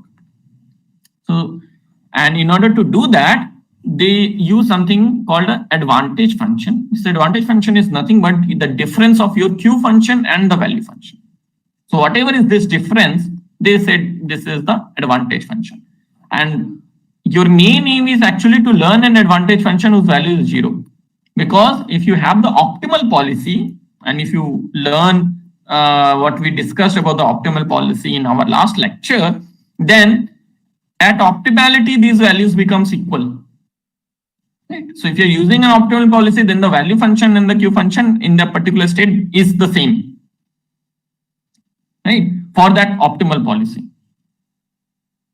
Okay. So then this difference will become 0. So you design an advantage function, but the main aim is to actually make this advantage function to go to 0. So to learn a 0 advantage at the end. Okay. And then they designed a network which has basically a whole different architecture than the network that were proposed earlier. So this was the dueling network architecture. So in the base DQN network, you had a very sequential architecture, right? You take the image as the input, CNN layers, fully connected layers, your QSA values. Here what they did is they use the same set of layers till this fully connected layer, and then they bifurcated into 2 separate layers for the output. One is called the value layer, another is called the advantage function layer. So in this layer, they try to learn the value function, and then in the other layer, they try to learn all the advantage function. And using this equation, you know that using the advantage function and the value function, you can always calculate the Q function if you want. Okay. So that is what they did. And they designed a whole new network. Again, they trained on the same set of data set. So this is all the thing, right? Finally, you could use the Q network, or you could calculate the Q network value using your value network and this advantage network. Right? That was the main thing. Now, if you see this equation, okay, how many ways you can combine a value function with an advantage function in order to get a Q function? Or in another way, in how many ways you can set a value for Q function and value function so that your advantage is 0? So it is true for 5 minus 5 also. It is true for 6 minus 6 also. It is true for 8 minus 8 also. Means your network will run anything here. And this actually created a problem. The uniqueness of this, maybe the Q function or the advantage function. Right? How do you uniquely identify a Q function when so many possibilities are there? So that created another problem.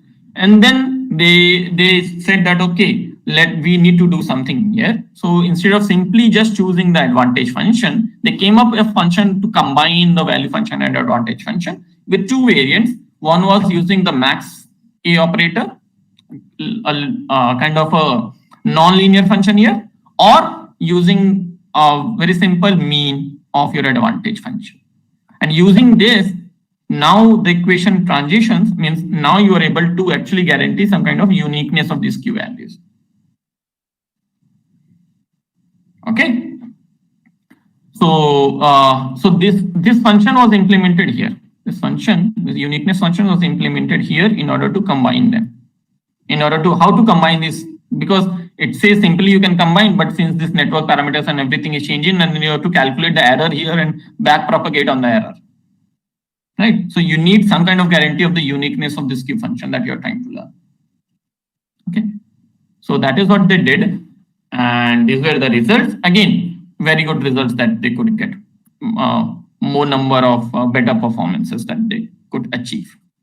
Okay. And they compared their DQN model, this dueling DQN model, with the basic DDQN model with prioritized experience replay. And they could show that, yeah, it is able to learn even better. So yeah, I'll skip this slide. So many DQN models. So finally in 2018, what they did is the same group, they said, oh, so many DQN models are there. Let us see how all of them perform. Okay. So they used all these DQN, double DQN, prioritized DQN and everything. And these were their results. Again, the same set of benchmarks. And finally, they designed a hybrid DQN model, which they called the rainbow model, which actually used the elements of all these models. And then they could show that this rainbow model has actually a better performance among all the models that have been proposed. Means a hybrid model of all these different models actually could perform better in this particular multiple Atari game task. Okay. Right. So I wanted to discuss this also, but I think we don't have time for that. So I'll just so this was the game of Go, which is a board game. And then they designed again a DQN based agent, which could beat the human Go champion, which was the Grandmaster of Go in 2016. You know, this was Lee Sedol. This was the game, right? I hope you remember. You can watch the video in YouTube also. So anyway, I had a video for this, but we'll skip this slide. And yeah, with all these DQN, the extra thing they did is something called is Monte Carlo tree search.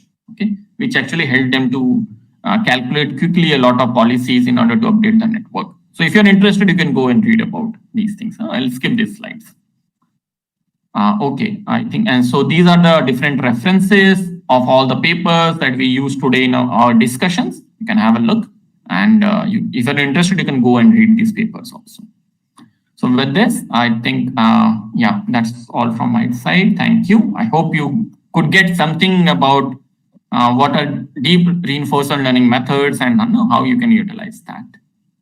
So if you have any question or anything, you can simply email me. This is my email ID. Thank you. So now I can take some questions.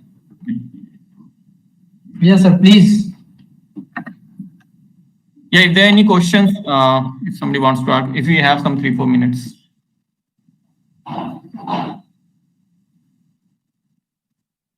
Anyone have some questions, please?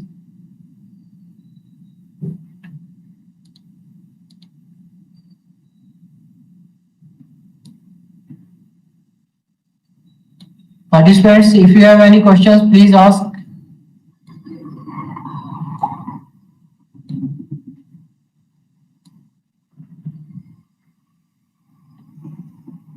So I think no questions. Okay. So yeah, if they get questions later on, maybe they can email me also. Okay, thank you, sir. It was an excellent talk. And I think participants have enjoyed it, although they didn't ask any question, but that means they understood everything. So that should be the case. I hope so. We will meet at 12 for a very interesting session. So till then we will take a break. We will take a break for 30 minutes. Hello, sir. हाँ जी, please. Yes. Excellent lecture from Sasi, sir. Okay. Sasi, sir, I want to ask you one thing.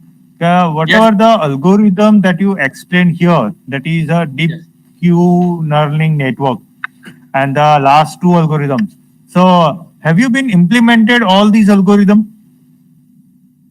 I've been implementing mostly, so DQN hasn't implemented in my group. So what we do is we don't use the CNN layers, right? Because many times maybe I don't want to learn from the images. So we can simply look into the last two fully connected layers, right? And then we can take the features that we are interested in from the environment, and we can try to learn the Q values. Okay. Sir, why I am asking is, suppose if I want to implement the same, so can you share the reference paper also? You can get this paper. So these are the two papers, right? First two papers. Or if you want the deacon code, I think already in GitHub it is available. In my group, yeah, if you can email me, maybe I can forward it to my, students GitHub, and they can links. Okay. Yeah. Sure, sir. Sure. Thank you, sir. Thanks for an excellent lecture on this. Okay. Thank you. Anyone else? Anyone else who want to ask question?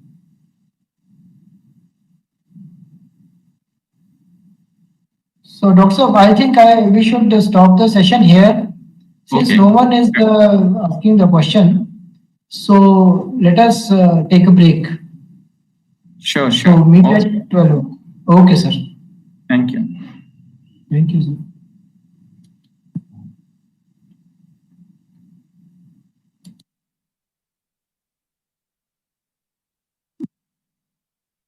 This conference is no longer being recorded.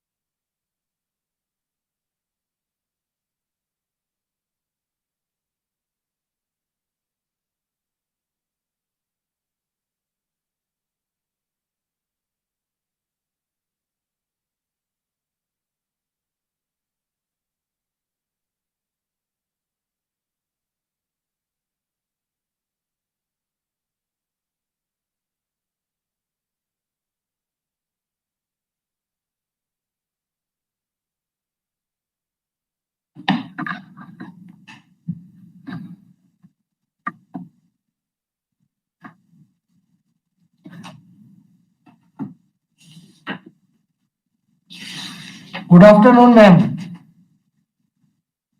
Good afternoon, sir. Good afternoon. Ma'am, welcome Sir, am here. I audible? Am I audible? Yeah, Can you hear are me? audible. Right, Yes, ma'am. right. Right, sir. So I think our participants have gone for tea break. Okay, sir, fine. We can wait for them. Fine, as they come, we don't bother it. They will come in 5 to 6 minutes. They will all join us the session. So I think when we start the session, they will join it. Right, sir, right. So, dear participants, are you listening me? Am I audible to all? So I think let's wait for 2 more minutes. Yeah, ma'am. I think your session is some different nature, so we should. I think at least 25% we should need. Yes, yes. So let's wait for them. Yeah, let's wait for some time to continue. Fine, fine, fine, sir. We'll wait. Okay, ma'am.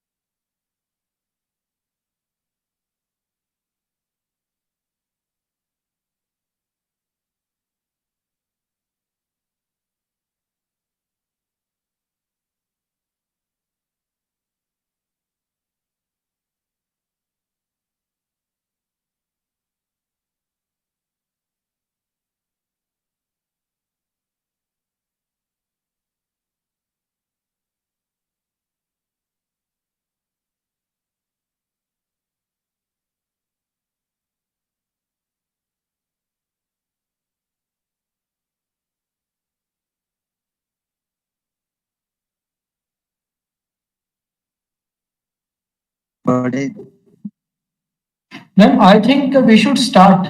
Otherwise, we will late. Right, sir, right. Right. I think we should start the session. They will come as and they will join the later. So Fine, fine. before we start the session with our resource person, Dr. Santosh Kumari, let me introduce this interesting session. This conference will now be recorded. This is very interesting session, and as you go through this session, you will know that how important it is for all of us. So let me introduce the Dr. Santosh Kumari ji. She is an assistant professor in management in HP University itself, and she is a PhD holder as well as a net holder. She represented the Himachal Pradesh University in 2 national level Children's Science Congress and National Integration Camp. She has a vast 7-year experience in management. She written a lot of books, chapters, research papers in national and international journals, and attended those conferences also. So she has a special research area, very interesting research area related to the stress management and corporate social responsibility. These 2 areas are very important in these days, and she is working in these areas. So she is also a soft skill trainer and art of living person. So now we will, before we start the session, I will request Dr. Santosh ji to please take over the seat and start the session. Please, ma'am, you can start anytime. Thank you so much, sir. Thank you so much for this beautiful introduction, and thank you so much for this wonderful opportunity. I'm really glad to be here amongst you all. And am I audible to everyone? देखिए आप जितने भी लोग screen पर हैं, I think around 17 people. Yes. आप में से कुछ लोगों का यदि net connection is fine, so please keep your video feed on. Let's make this session interactive one. कर सकते हैं कुछ लोग अपना video feed on if you are before the screen. Can you hear me? Can you hear me? If yes, you can quickly type in the chat box section just why. You can type in the chat box section. Is audible? Yeah, Okay. there is one person. Jaya Ranjani ji, thank you. Okay, sir, I'll handle now. Jaya Ranjani ji, thank you for responding. Only one is before the screen. बाकी लोग भी हैं? If yes, so please just type Y. Let me check whether you are here or not. I think chat section is working with everyone. Kartikeya ji, thank you again. Any other person is there? Okay, anyhow, let's start with the 2 only. बाकी लोग आ जाएं तो देखते हैं, maybe they will join us, right? So are you all here? आप सभी अगर इधर हैं, are you ready to listen? अपना हम टाइम दे रहे हैं तो let's do it 100%. Yes? Okay. So you know, the topic for today, I'll just first share this. Thank you for responding, everyone. Now, thank you. I'll share the screen, and please tell me whether my screen is visible.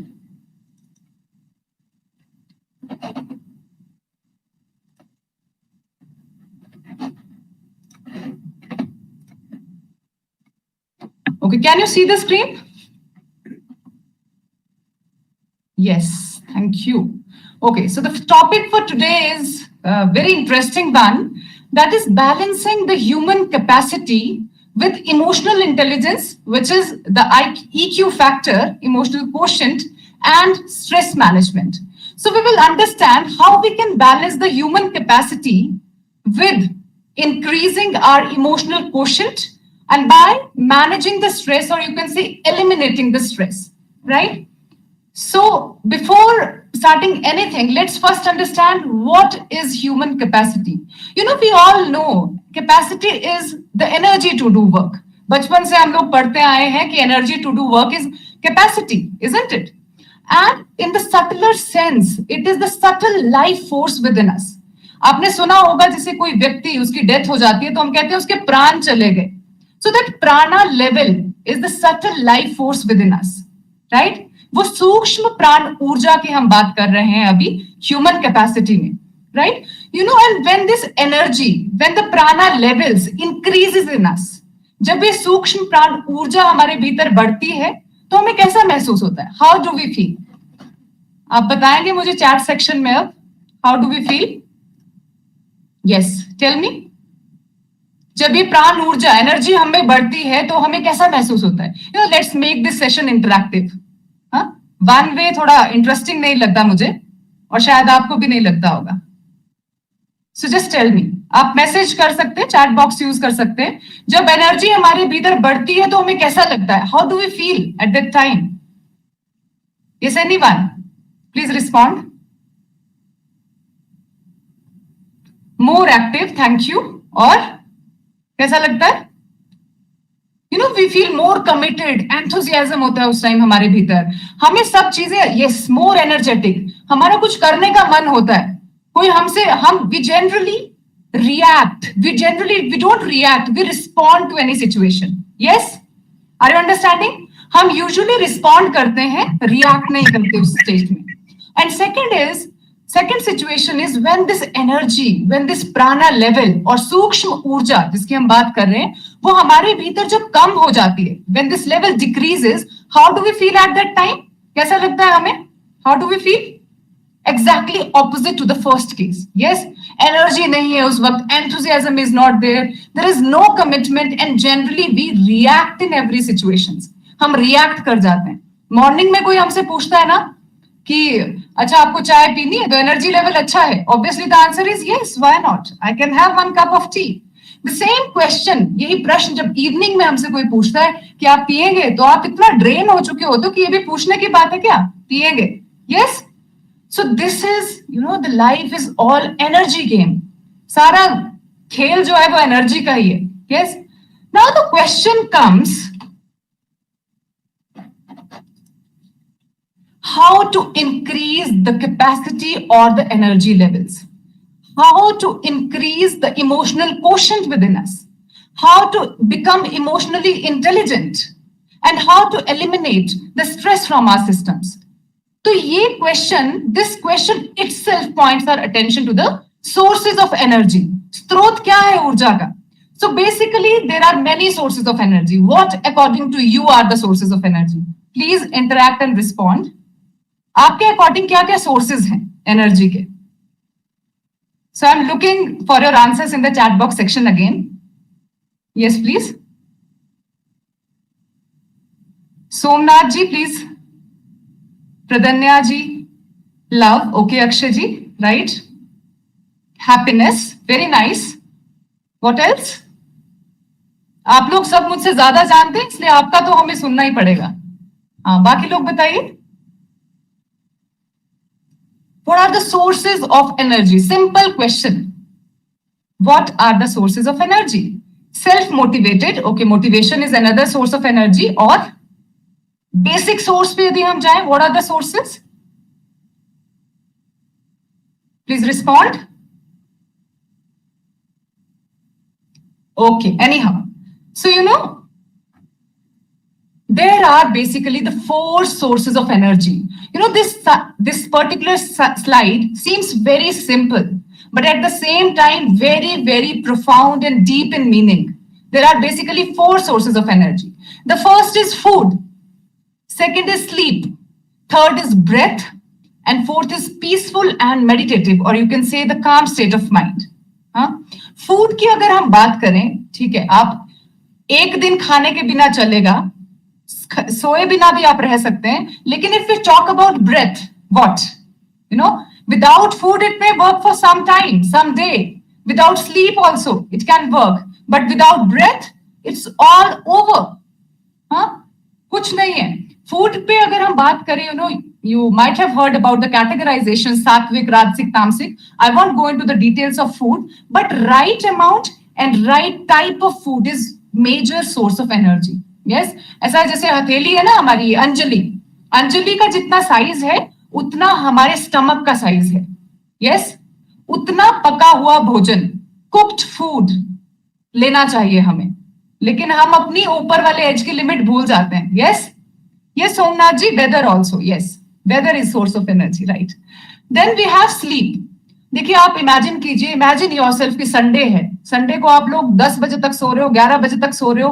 How do you feel after that? Energetic लगता है क्या बहुत सोने के बाद?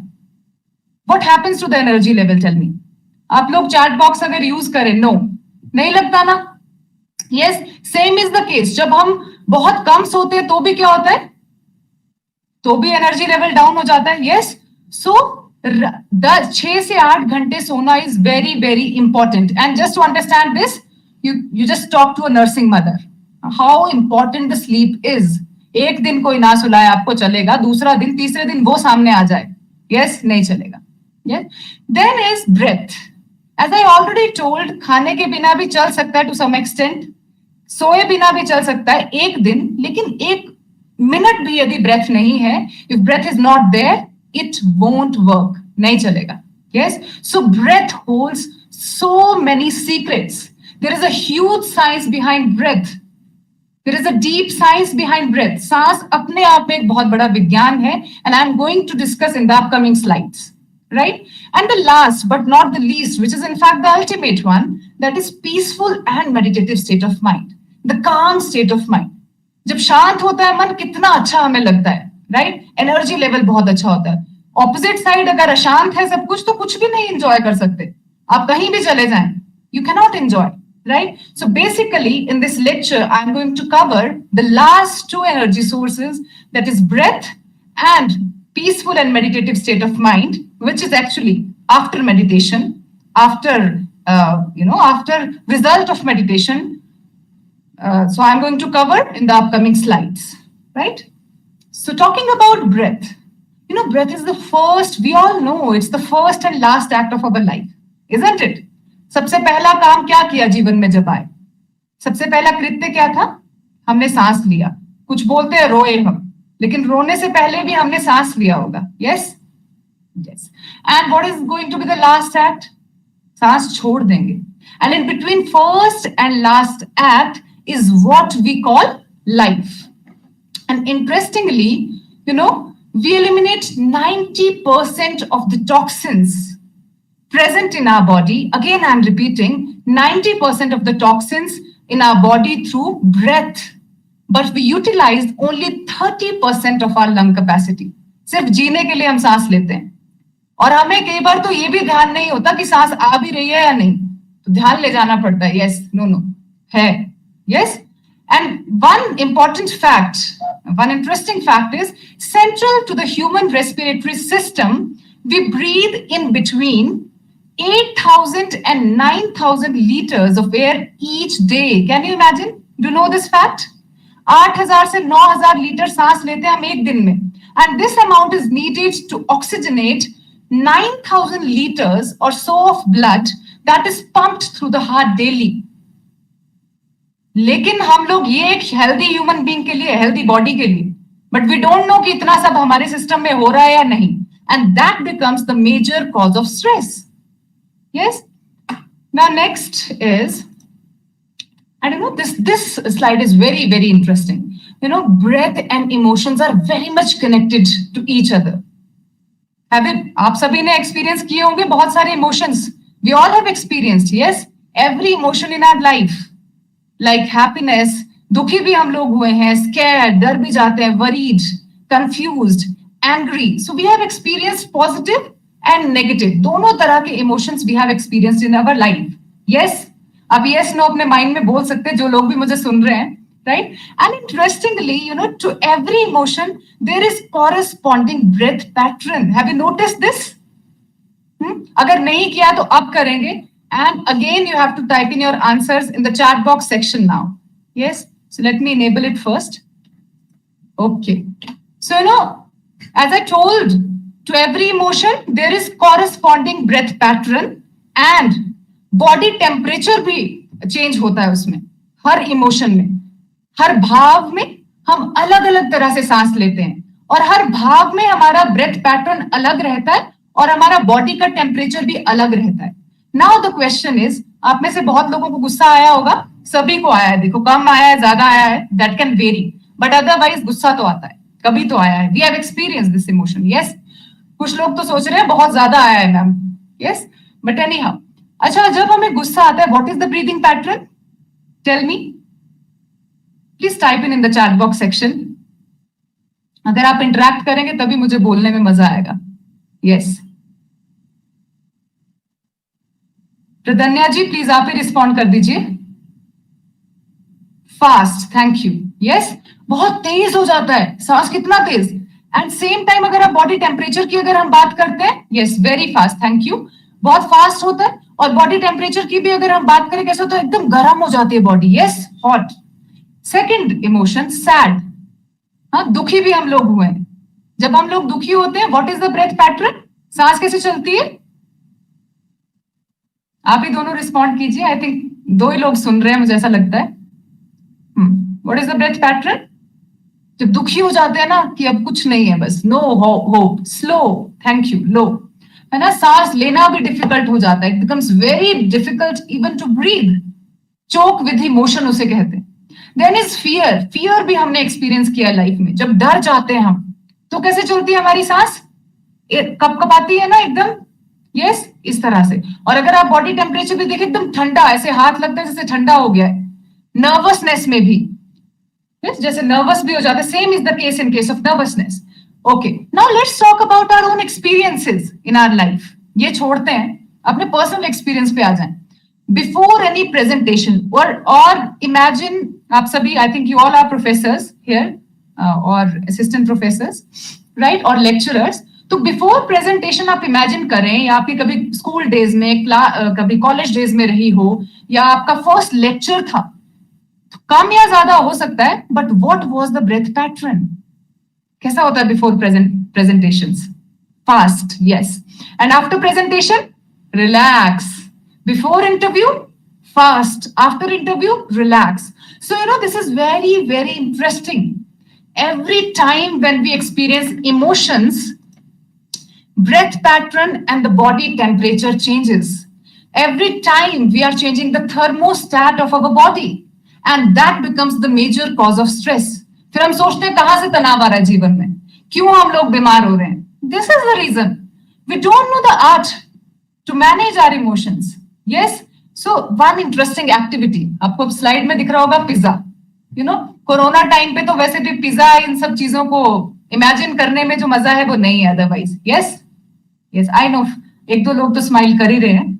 सो imagine a piece of pizza और burger और anything जो भी आपको पसंद है, समोसा इन योर हैंड। हाँ, ले लिया आपने, हाथ में नहीं लिया तो हाथ में लीजिए प्लीज, ले लिया।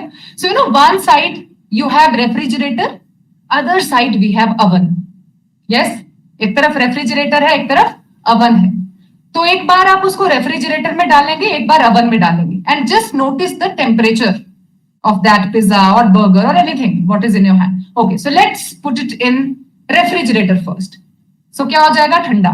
Now oven, refrigerator again, oven, refrigerator, oven again, refrigerator, oven. डालते जाए ऐसा, do it 10 times. Please do it. Yes, come on. Okay, now have it. खा लीजिए अब इसको। खा सकते हैं क्या? आज क्यों सिर्फ खा सकता हूं क्या ऐसा समोसा, ऐसा पिज्जा हम खा सकते हैं? No, same is what we are doing with our own life. Every time when we experience different emotions, different feelings, और हर बार what we are doing, we are changing the thermostat of our body. We are changing our breath patterns, and that is the cause of stress. So if we change, or if we know the art, if we learn the science of these breath patterns, if we know how to change the breath patterns, we can change the emotions. So that is the science behind breath. ये सांस का विज्ञान है, right? So अब सीखना कैसे, अब विज्ञान तो है, but what? Again, question comes. So there are techniques, बहुत सारी ऐसी techniques हैं which are useful, which have proven to be useful for improving our inner capacity, emotional quotient, and stress management. Or simply management की जगह I would prefer elimination of stress. Yes. So the very first is yoga. आप सब yoga experts हैं. I will not explain the yoga part, but I will tell you 2 golden rules whenever you do yoga, and that is what makes a difference. That is what and these golden rules differentiate the yoga from other, gym and other exercises. The first rule is your body, breath and mind has to be in one line. जब कभी भी आप yoga practice करते हैं तो आपका शरीर, suppose हम शोल्डर्स की कोई रोटेशन कर रहे हैं, तो आपके शोल्डर्स, आपका सांस ब्रेथ और मन शोल्डर्स पर ही होना चाहिए. Your body, breath and mind has to be in one line. There should be perfect coordination. Yoga is basically union in action, union with our own self. It is beyond this practice only. Yes, so this is golden rule to yoga. Second rule is activity and rest. हरकत और विश्राम बहुत आवश्यक है योगा में. जैसे gym हम करते हैं ना, तो उस वक्त यू कीप डूइंग करते रहते 1-2 घंटे तक. But in case of yoga, आप कोई भी पोस्चर में हैं तो आप उसको करने के बाद यू विल रिलैक्स. कोई भी रोटेशन आप कर रहे हैं, so activity and rest. So these are the 2 golden rules to do yoga. और yoga is not just a simple exercise और जस्ट एक बॉडी पार्ट को घुमाना, right? It is unity with our own self, with our own life. Yes? Okay. So next is pranayama. What is pranayama? Pran again is what we have discussed in the first slide. The subtle life force within us. सूक्ष्म प्राण ऊर्जा जो हमारे भीतर विद्यमान है, that is pranayama. Yes? So प्राण, उस ऊर्जा को, उस सूक्ष्म ऊर्जा को आयाम देना, channelize करना, pranayam. So to channelize that subtle life force within us. तो जितना भी प्राणायाम की टेक्निक्स हैं, like anulom vilom is there, alternate nostril breathing भी हम उसको कहते हैं, और नाड़ी शोधन प्राणायाम भी कहते हैं, right? तो ये सब प्राणायाम, भ्रस्त्रिका प्राणायाम और whatever, जहां भी आपको प्राणायाम दिखाई दिए, तो आप समझिए कि वो एक तरह से हमारे भीतर जो ऊर्जा है उसको बढ़ा रहा है. Yes? So that's the function of pranayam. Then we have, I'll be talking about Sudarshan Kriya breathing technique and meditation, and I'll also talk about the golden rules or singing. You know, right और left brain की orientation के लिए, proper functioning के लिए, आप इसको net पे भी चेक कर सकते हैं. Singing also plays a very important role.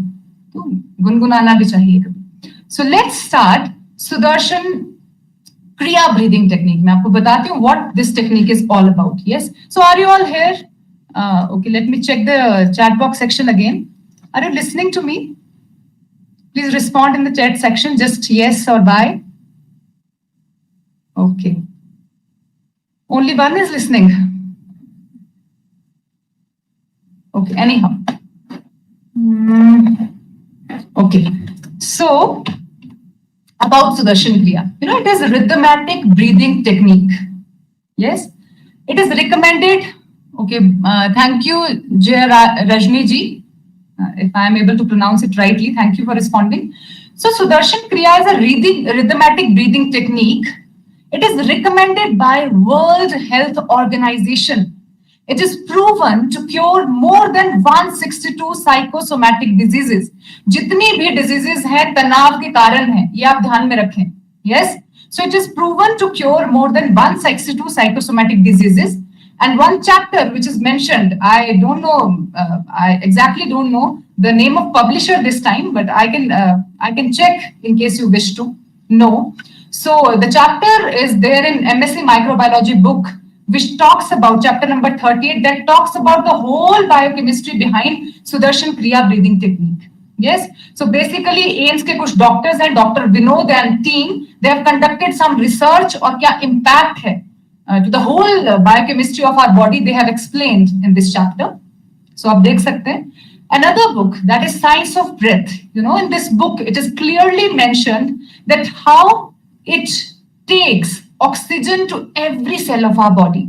किस तरह से एक एक कोशिका तक, शरीर के एक एक सेल तक ये ऑक्सीजन लेके जाती है, right? And again, it's a part of course curriculum in reputed universities and organizations in more than 155 countries around the globe, right? So there are certain workshops which are specific to this technique also, like youth empowerment and soft skill seminar, yes courses, breath and meditation workshops, and many advanced level programs. Shweta ma'am, okay, thank you for responding again.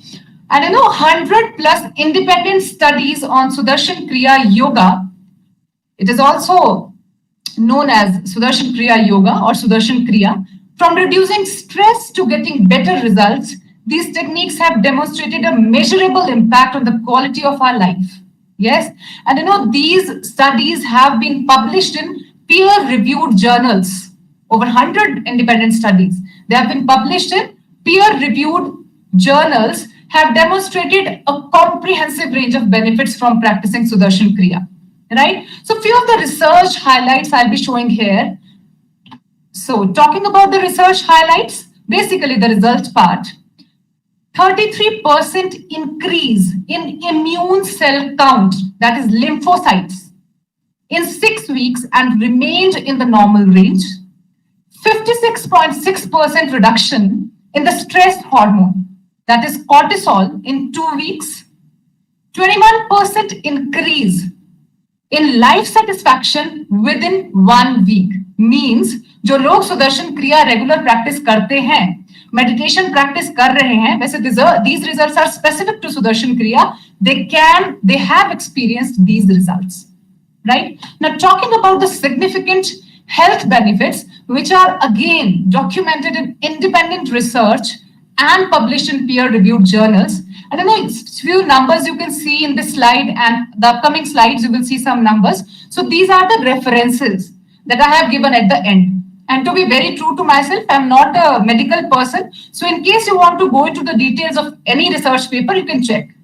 So I'll be sharing the slides also, right? So talking about mental well-being, restoration and enhancement of vibrant mental health. It relieves anxiety, depression, PTSD symptoms, and stress levels. Significant, talking about specifically about these research papers, so they have found significant reductions in anxiety in many populations, including a 73% response rate and 41% remission rate in individuals for whom medication and psychotherapy treatments have failed. Again, I'm repeating, for whom medication and psychotherapy treatments have had failed. Multiple studies demonstrated that depressed patients who have learned this technique, they've experienced 68 to 73% remission rate within 1 month.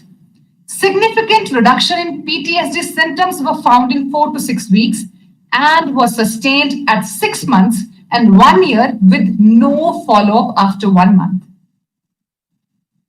And additionally reduces impulsivity and addictive behaviors. So you can check in the 24-25 reference.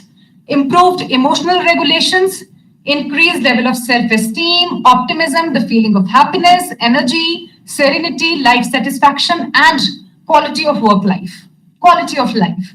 Enhanced brain functioning, improved mental focus, or you can say the heightened awareness, faster recovery from stressful stimuli, improved quality of sleep, restoration of time spent in deep restful stages. You know, sleep is also divided into n number of phases. You can check in these research papers, right? There are n number of stages. कोई एक ऐसी स्थिति आती है जब समाधि में चले जाते हैं हम. Yes, so you can check. So restoration of time spent in deep, full, restful stages. Physical well-being, enhanced biochemical status, reduced biochemical markers of stress. So again, you can see the cortisol hormone, the corticotrophin, lactate, and the plasma monodialdehyde, right? And increased biomarkers of well-being, increased levels of antioxidant enzymes also, enhanced immune function, you know, improved immune cell count in apparently healthy individuals, right? And some documented within 3 weeks. Like neutrophils को देखा गया कि 3 weeks में बढ़ गए, lymphocytes, platelet counts, improved immune cell counts in health compromised individuals seen in 12 weeks. Rapid, this one is very important, right? ये beyond imagination है actually. Rapid changes to gene, which is the building blocks of DNA, right? Expression, right? So SKY-induced changes in the expression of genes in white blood cells are immune cells within 2 hours of starting the practice. This was 4-fold more than a simple exercise and relaxation used as a control condition in the same study participants, right? So they have reported a long-term effects on the gene, even on the genes, right? Next is an enhanced cardiovascular and respiratory function, like reduced heart rate in both healthy and health compromised individuals, reduced blood pressure, improved cholesterol and triglyceride profiles, and improved respiratory function. And you can check in third 43 to 46 research paper in the reference part. So basically, here the respiration rate dropped by 5% in 1 week and 15% in 12 weeks. And increased lung, which is vital or forced vital capacity. And that again, you can check in these papers. So, these are few of the research highlights. These are the significant health benefits documented in more than 100 plus research papers, which are published in peer-reviewed journals. तो वैसे ही बात नहीं हो रही है. These are publications. These are published in peer-reviewed journals. So, overall, we can say that basically it's a rhythmatic breathing pattern which reduces the depression, anxiety, PTSD, and stress. It has also shown to curb addictive behaviors and substance abuse. It improves our emotional regulations, emotional intelligence, yes. And the practice has even been shown to impact gene expression at short and long-term periods. So overall, basically, it strengthens the mind-body complex. So that is about the power of this powerful Sudarshan Kriya breathing technique. Right? Now, the last, that is meditation. Now, I need your help this time. Please respond. What, according to you, is meditation? I've been practicing meditation from the year 2008. When I come across this workshop, I was MBA first year student that time. So since then, I'm practicing meditation, right? So, apne anubhav se, what I've really felt after such a long practice, I'll be sharing here. But what, according to you, is meditation? What idea of meditation do you have? Hello, ma'am. Yes, please. Myself, Rajiv Ranjan from IIT Engineering College, Greater Noida. Right, sir. Yeah, your session is good. About meditation, my view is that the activity that we perform through which we feel contented, means satisfied, contented, that gives us inner happiness and feeling of fulfillment. Any activity, that is meditation. It is not that yoga, by doing yoga, you can feel happiness and contentment. Any activity, even if you feel that by teaching, you feel inner happiness, that is also under meditation. Yes. Thank you, sir. Thank you, Rajiv, sir, for such a wonderful response. Yes, it is about happiness also. Yes, it is happiness. Yeah. It is deep rest. Thank you, okay. Yeah. Okay. Purnaji, as you said, it is refreshment. Okay. Pradanya can reduce stress. Okay. Finding oneself. Akshay, very nice. Akshay, sir. Pradanya again, improve concentration. Kartike sir is saying concentrating body and soul. Nice. From my rejuvenation, right? Ramya ji, very nice. Rejuvenation. Yes. These are the products of meditation, in fact. For gaining energy, Hitesh ji. Okay. इतना time से practice करने के बाद, from my experience, I can say meditation is the act of doing nothing. When you meditate, you actually do nothing. You drop everything when you meditate. Yes? Yes, ये सब जितना भी आपने कहा, concentration or finding oneself, for gaining energy, these are the results of meditation. But meditation is, the mind without agitation. जब कभी ऐसी स्थिति आती है कि मन एकदम शांत है, that is meditation. You do nothing in meditation. ये डेफिनेशन मुझे बेस्ट लगी आज की, अभी तक मेडिटेशन एक्सपीरियंस करने के बाद I have realized you do nothing in meditation. And there are again 3 golden rules which are universally accepted. आप कोई भी मेडिटेशन करते हो, वो सही गाइडेंस, सही रास्ता होना चाहिए. That is again important. Yes. There are 3 universally accepted principles of meditation. The first is just for the time period when you are meditating, means 20 minute आप मेडिटेट करते हो, 10 मिनट करते हो, ये तभी अप्लाई होंगे ये 3 principles. उसके अलावा नहीं. So the 3 principles are: I am nothing, I want nothing for this 20 minutes, I do nothing again for this 20 minutes. अकिंचन, अचाह और अप्रयत्न. अकिंचन, मैं कुछ नहीं हूं. Just for this 20 minutes, जब मैं meditate कर रहा हूं, I am nothing. उसके बाद I am everything. Yes? अकिंचन, अचाह, मुझे कुछ नहीं चाहिए. Just for this 20 minutes, I want nothing. Right? उसके बाद तो हमें सब कुछ चाहिए. And I do nothing. मुझे कुछ नहीं करना है. अप्रयत्न. So these are the 3 universally accepted golden rules to meditation. Yes. So now we are going to experience meditation. Do you want to experience? I know you want to experience. तो सब छोड़ के अभी तक वर्कशॉप में क्या चल रहा है, क्या हो रहा है, सारी दुनिया को हम साइड पे रखेंगे. जस्ट 20 मिनट के लिए. Can you be with yourself just for this 20 minute? 20 minutes में आपको कुछ एक ऐसी टेक्निक सिखाऊंगी वो आप घर पे भी प्रैक्टिस कर सकते हो. Do really want to learn? Yes.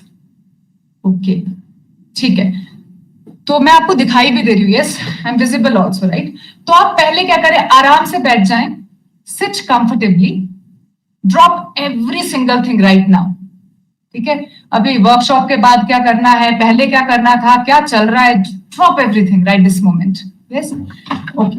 सो हमेशा जब भी आप मेडिटेशन करते हैं, whenever you practise meditation, it is very important to loosen up our body, right? थोड़ा लूज करना.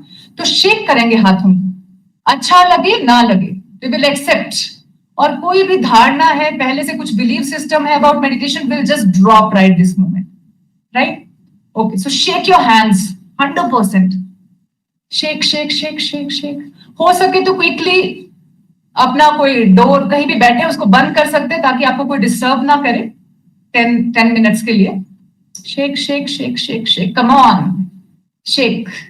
स्टैंड अप, खड़े हो जाएं एक बार, बैठ जाएं. Be here. देखो मन कहाँ रहता है. स्टैंड अप भी बोला फिर भी नहीं उठते कई बार. Stand up again. I can not see you but I know. Yes, sit down. Okay, touch your right ear, left. Okay, sit down now. Okay, will experience, will learn first, right? आपको क्या करना है, प्राणायाम है, उसके बाद I lead you to meditation.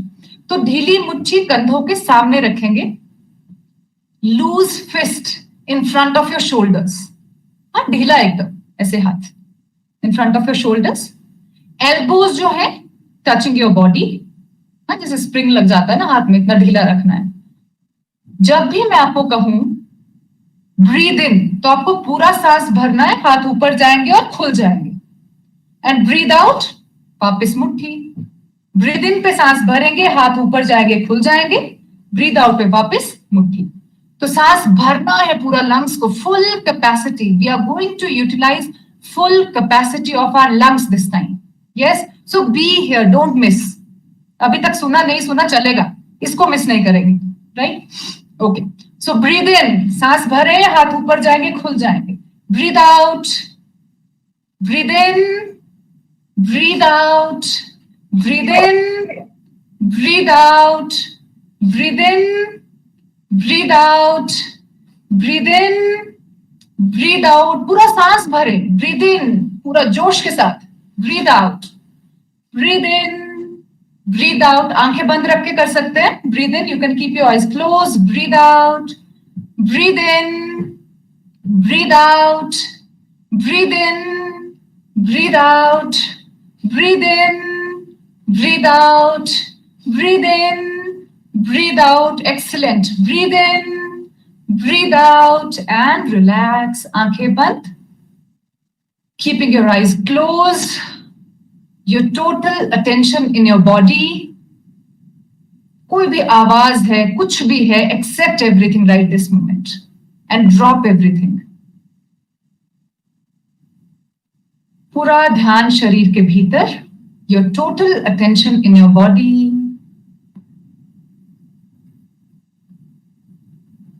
जहां कहीं भी मन है उसे शरीर के भीतर रखें. Feel the flow of energy rising in your body.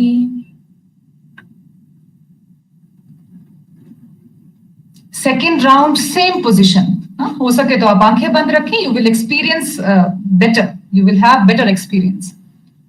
ढीली मुट्ठी कंधों के सामने. Loose fist in front of your shoulders.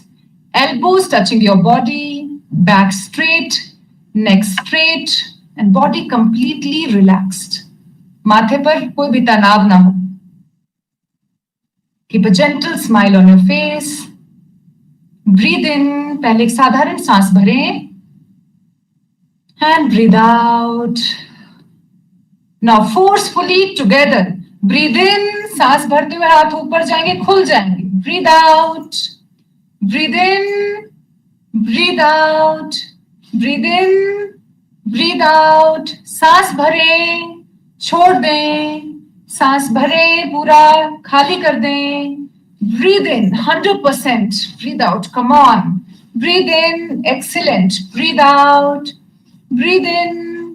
Breathe out. Breathe in. Breathe out. Breathe in. Breathe out. पूरा सांस भरें. Breathe in. Breathe out. Breathe in. Breathe out. Breathe in. Breathe out. Breathe in. Breathe out. Breathe in. Breathe out. And relax. विश्राम. आंखें बंद. पूरा ध्यान शरीर के भीतर. Keeping your eyes closed. Keep your attention in your body towards energy flow. शरीर के भीतर ऊर्जा के प्रवाह को महसूस करें. चेहरे पर मुस्कान रखें, आंखें बंद रखें. Just one smile relaxes majority of the muscles on our face. More than 60 facial muscles. Last and final round. इस बार जिस किसी ने अपना 100% नहीं किया, just do it 100%.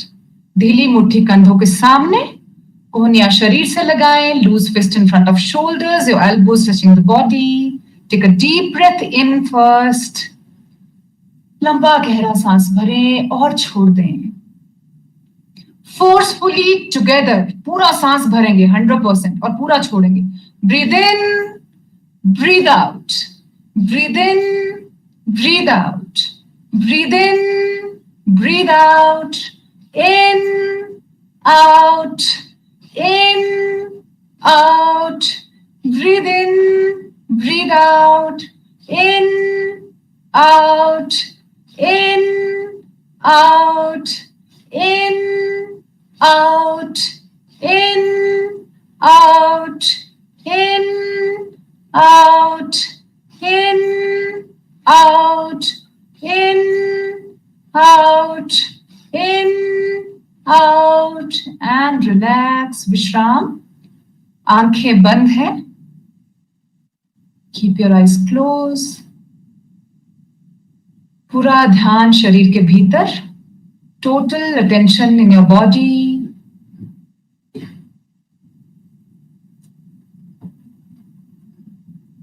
आंखें बंद ही रखें. ऐसा मन ही मन संकल्प कर लें कि कुछ क्षण के लिए अपनी आंखें बंद रखेंगे. चेहरे पर मुस्कान रखें. शरीर के भीतर ऊर्जा के प्रवाह को महसूस करें. Feel the energy flow. Slowly and gradually, our breath is becoming normal. Pay attention on this. धीरे धीरे हमारी सांसें सामान्य हो रही हैं. इस पर अपना ध्यान रखें.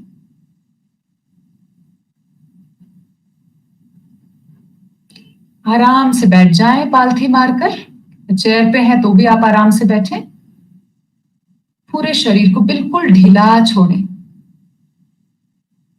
Loosen your body. Keep your back straight, neck straight, and body completely relaxed.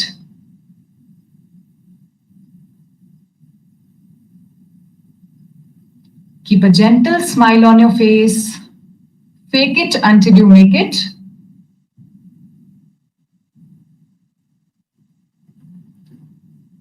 अपने आप को याद दिलाएं कि केवल 10 मिनट के लिए मैं कुछ नहीं हूं. I am nothing. और just 10 minutes. I want nothing. मुझे 10 मिनट के लिए कुछ नहीं चाहिए और मुझे इस 10 मिनट के लिए कुछ नहीं करना है. I do nothing. Drop everything aside.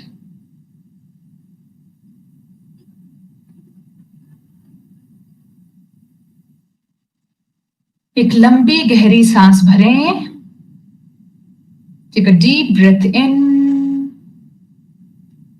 and breathe out. शरीर को और ढीला छोड़ें.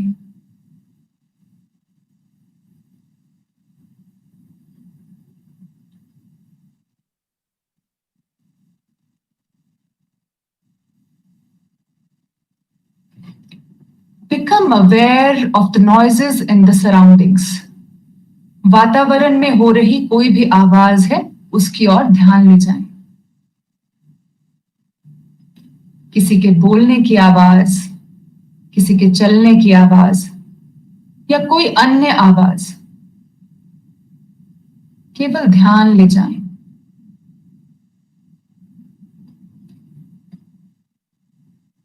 सभी आवाजों को मन ही मन स्वीकार कर लें. Accept all the noises.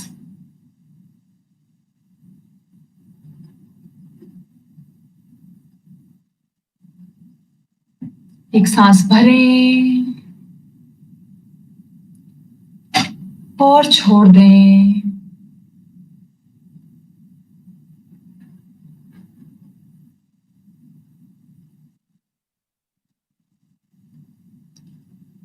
एक और लंबी गहरी सांस भरें. Take a deep breath in and breathe out completely. खाली कर दें.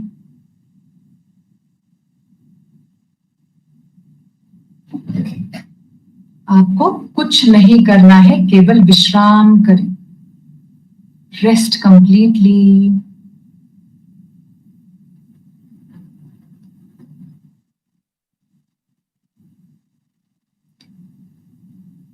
शरीर को बिना हिलाए मन ही मन अपने शरीर के वजन को स्मरण कर लें. Become aware of your body weight, keeping your body still. Become aware. जितना भी है 50, 60, 70, 80. एक सांस भरें. सांस छोड़ते छोड़ते जहां बैठे हैं वहीं पूरे वजन को ढीला छोड़ दें. ऐसा महसूस करें जैसे कुर्सी या जहां आप बैठे हैं वो पूरे आपके वेट को उठा रही है. Drop your body completely.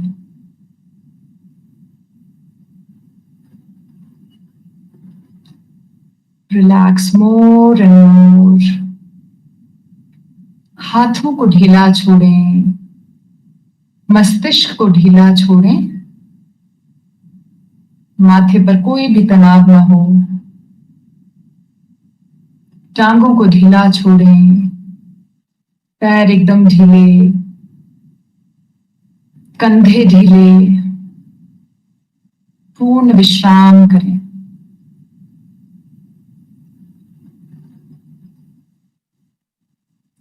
एक लंबी गहरी सांस भरें और छोड़ दें.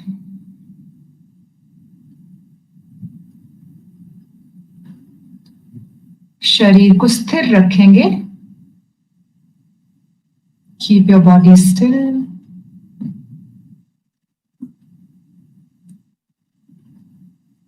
शरीर को बिना हिलाए मन ही मन अपना ध्यान अपने दाएं पैर पर लेकर आए. Keeping your body still, take your gentle attention to your right foot.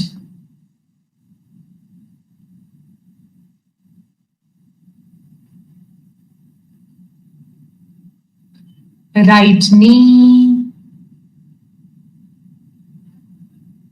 दायां घुटना.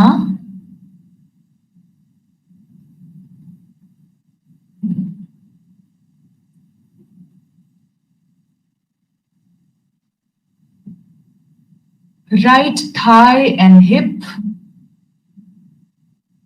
दाएं जंघा और कूल्हा,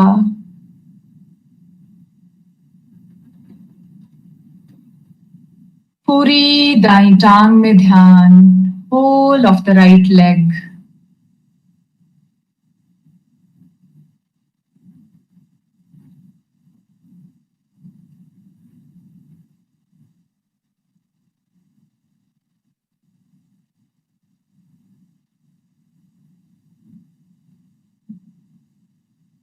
बायां पैर,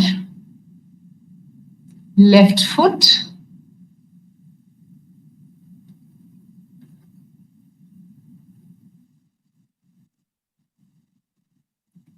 बायां घुटना,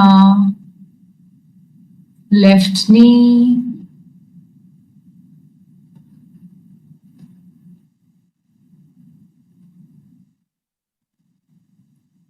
बाई जंघा और कूल्हा, left thigh and hip,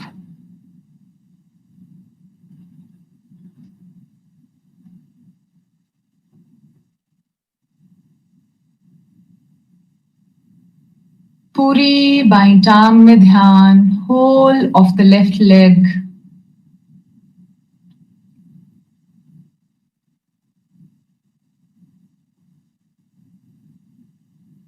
genitals जननेंद्रियां,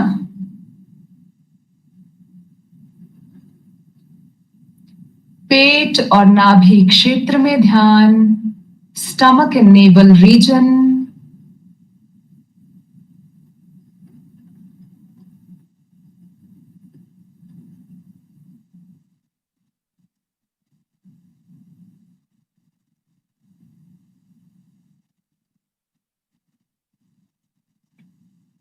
छाती, chest,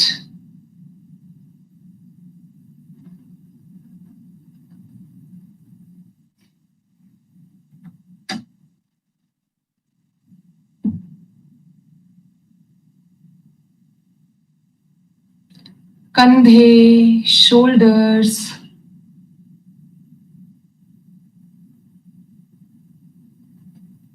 take a deep breath in, सांस भरें, and breathe out, relax more and more.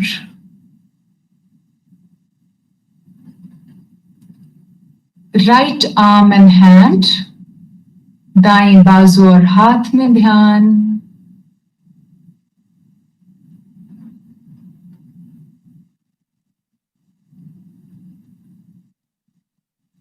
left arm and hand, बायां बाजू और हाथ,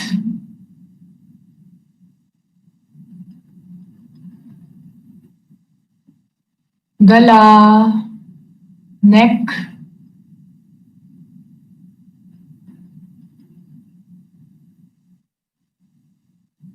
चेहरा, फेस,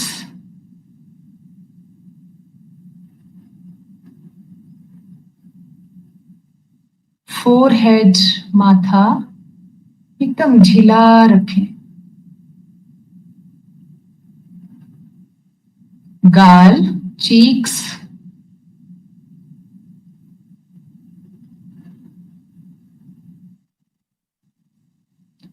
सर में ध्यान, हेड,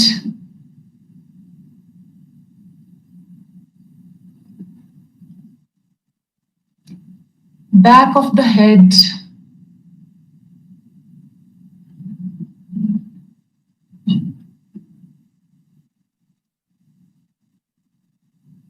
the whole body, पूरे शरीर में ध्यान ले जाएं, the whole body.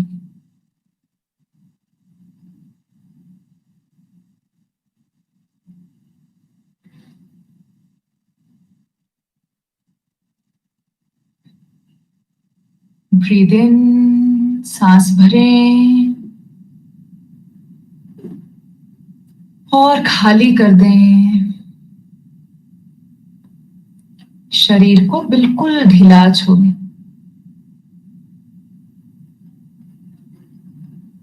आपको कुछ नहीं करना है, केवल विश्राम करें, रिलैक्स कंप्लीटली।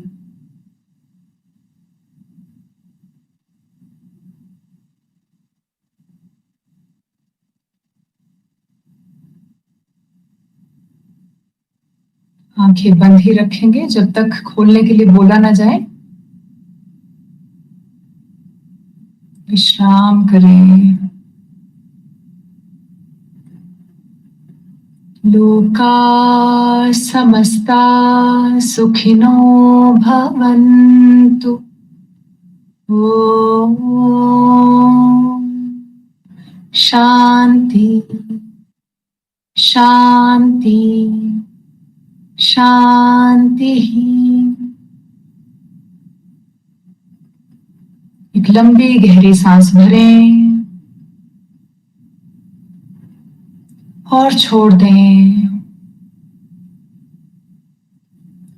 मन ही मन अपना ध्यान अपने विचारों की ओर लेकर जाएं।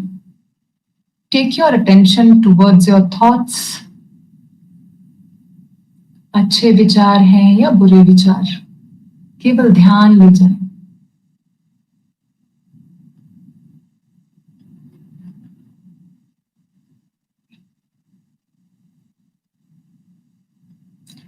एक सांस भरें और छोड़ दें। सभी विचारों को मन ही मन स्वीकार कर लें। Accept all the thoughts. अब अपना ध्यान अपनी भावनाओं की ओर लेकर जाएं। Your feelings. अच्छा महसूस कर रहे हैं या बुरा, either good or bad feelings. Just take your gentle attention. Breathe in and breathe out. सभी भावनाओं को भी स्वीकार करें। Accept all the feelings.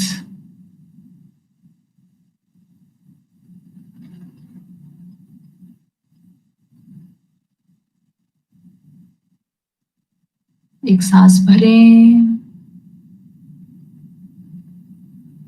और छोड़ दें। You are peace and love. आप ही प्रेम हैं, आप ही शांति हैं। This is our true nature. यही हमारा वास्तविक स्वभाव है।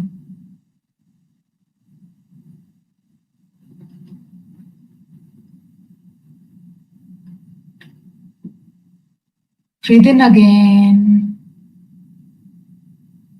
and breathe out. Become aware of your body and surroundings. अपने शरीर और वातावरण के प्रति सजग हो जाएं। चाहें तो हाथों से चेहरे को स्पर्श करें और धीरे धीरे, taking your own time, slowly and gradually you may open your eyes. अपनी आंखें खोल सकते हैं।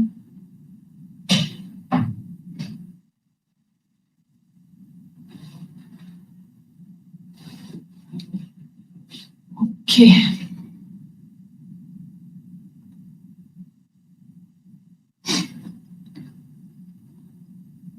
Okay, so good morning again, right? So now you can share your experiences. अभी जो लोग अच्छे से किए हैं वो बहुत ऐसा शांत लगता है, मन नहीं होता बोलने का. So you can just use the chat box section, right? You can just write down your experience.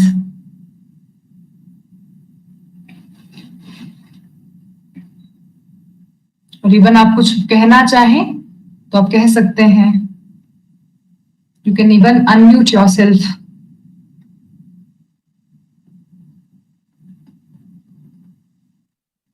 Feeling lighter, okay. Feeling very cool, peace and fresh in afternoon. Yes, more relaxed. Very nice.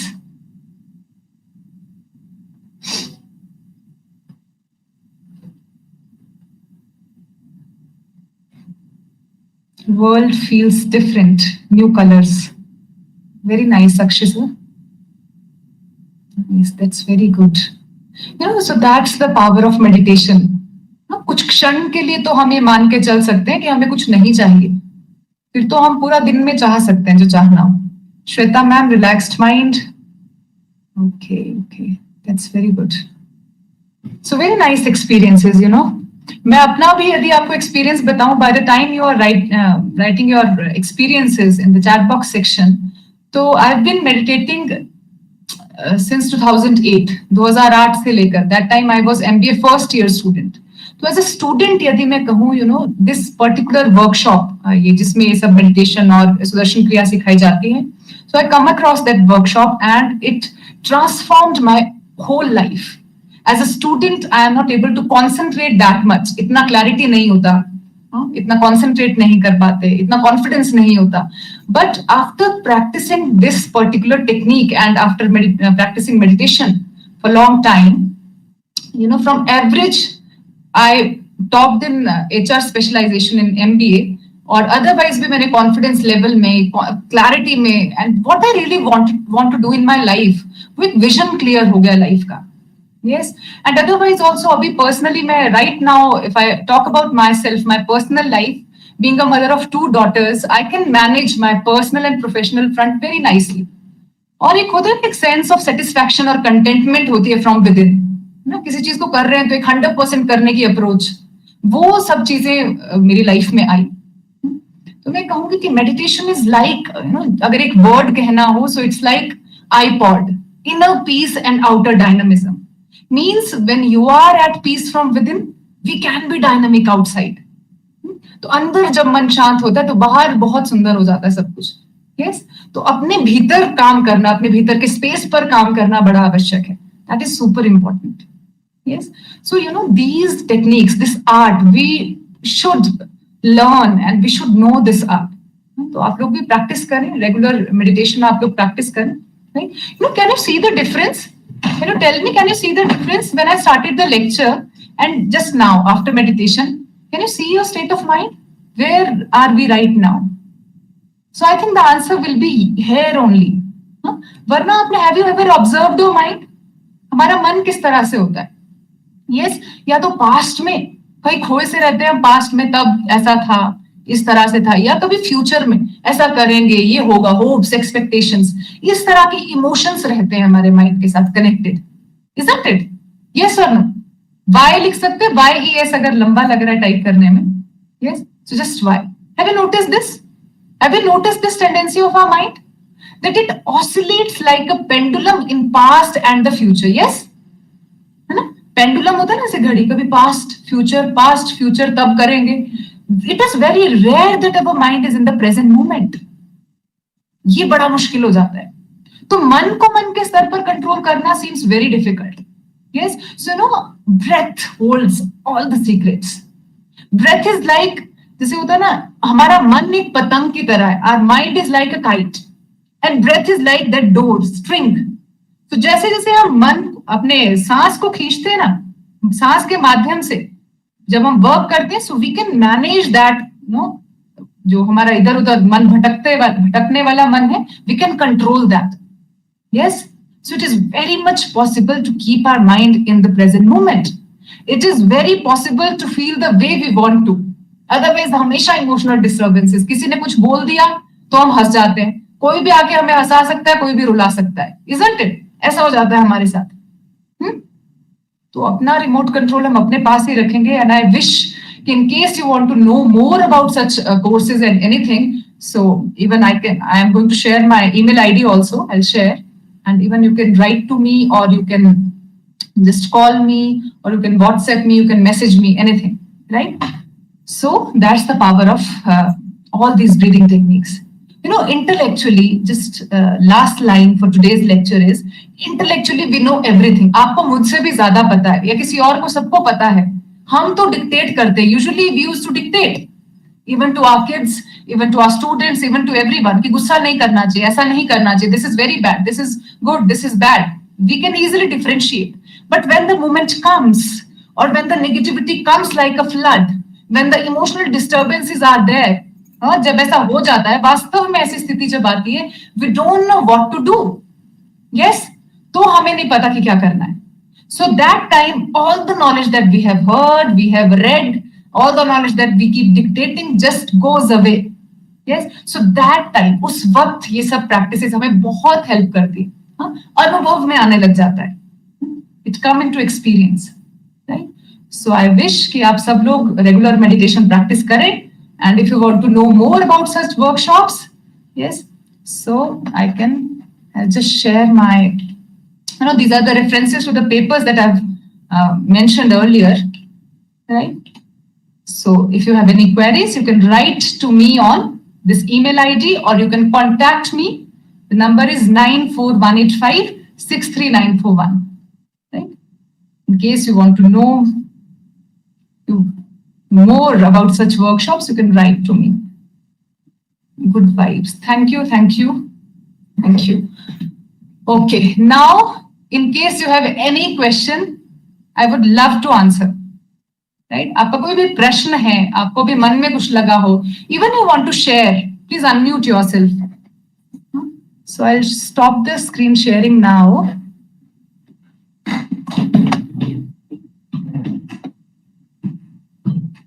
Participant, if you have any questions, you can ask.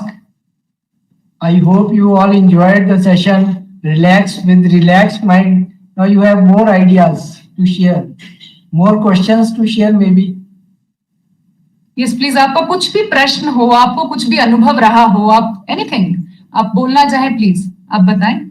Wonderful session. Thank you, Anu जी.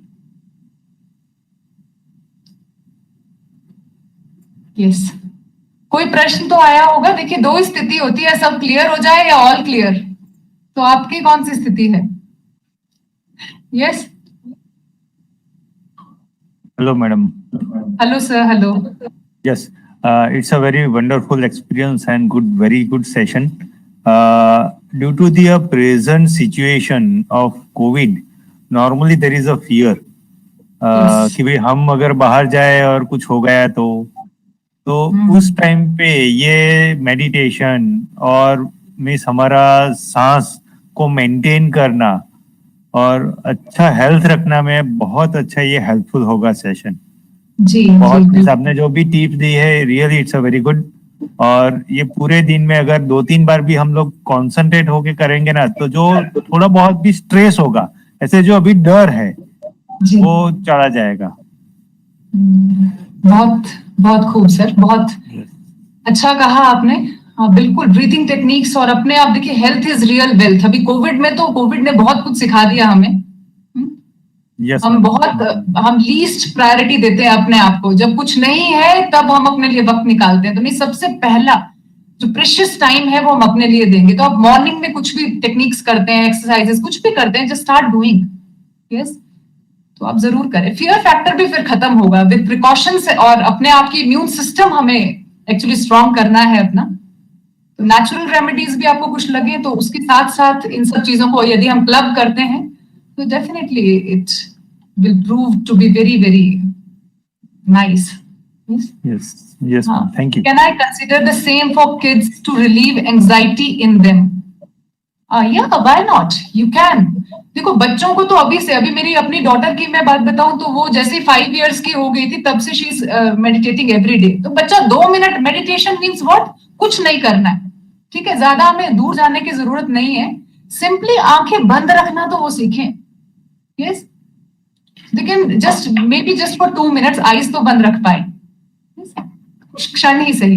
तो उससे हम शुरुआत कर सकते हैं. Yes, and they can do super brain exercise. Some exercises मैं आपको बता सकती हूँ, अदरवाइज ऑल्सो आप मुझे, otherwise I can tell you.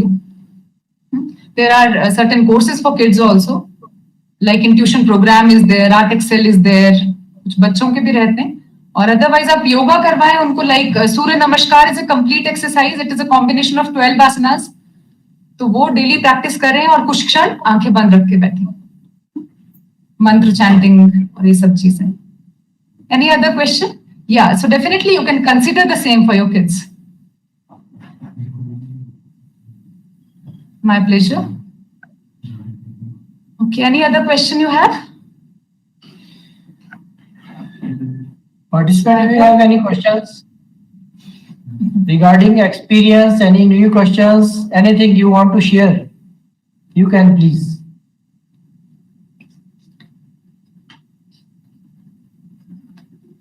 So I think they all need here to achieve the salvation. So even I am so relaxed that I forget to share the feedback link.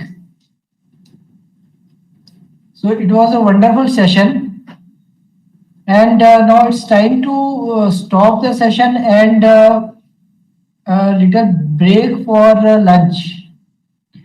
So, Doctor, thank you, ma'am. Thank you. We have Thank you so much. carried this session so well and so practical and interactive.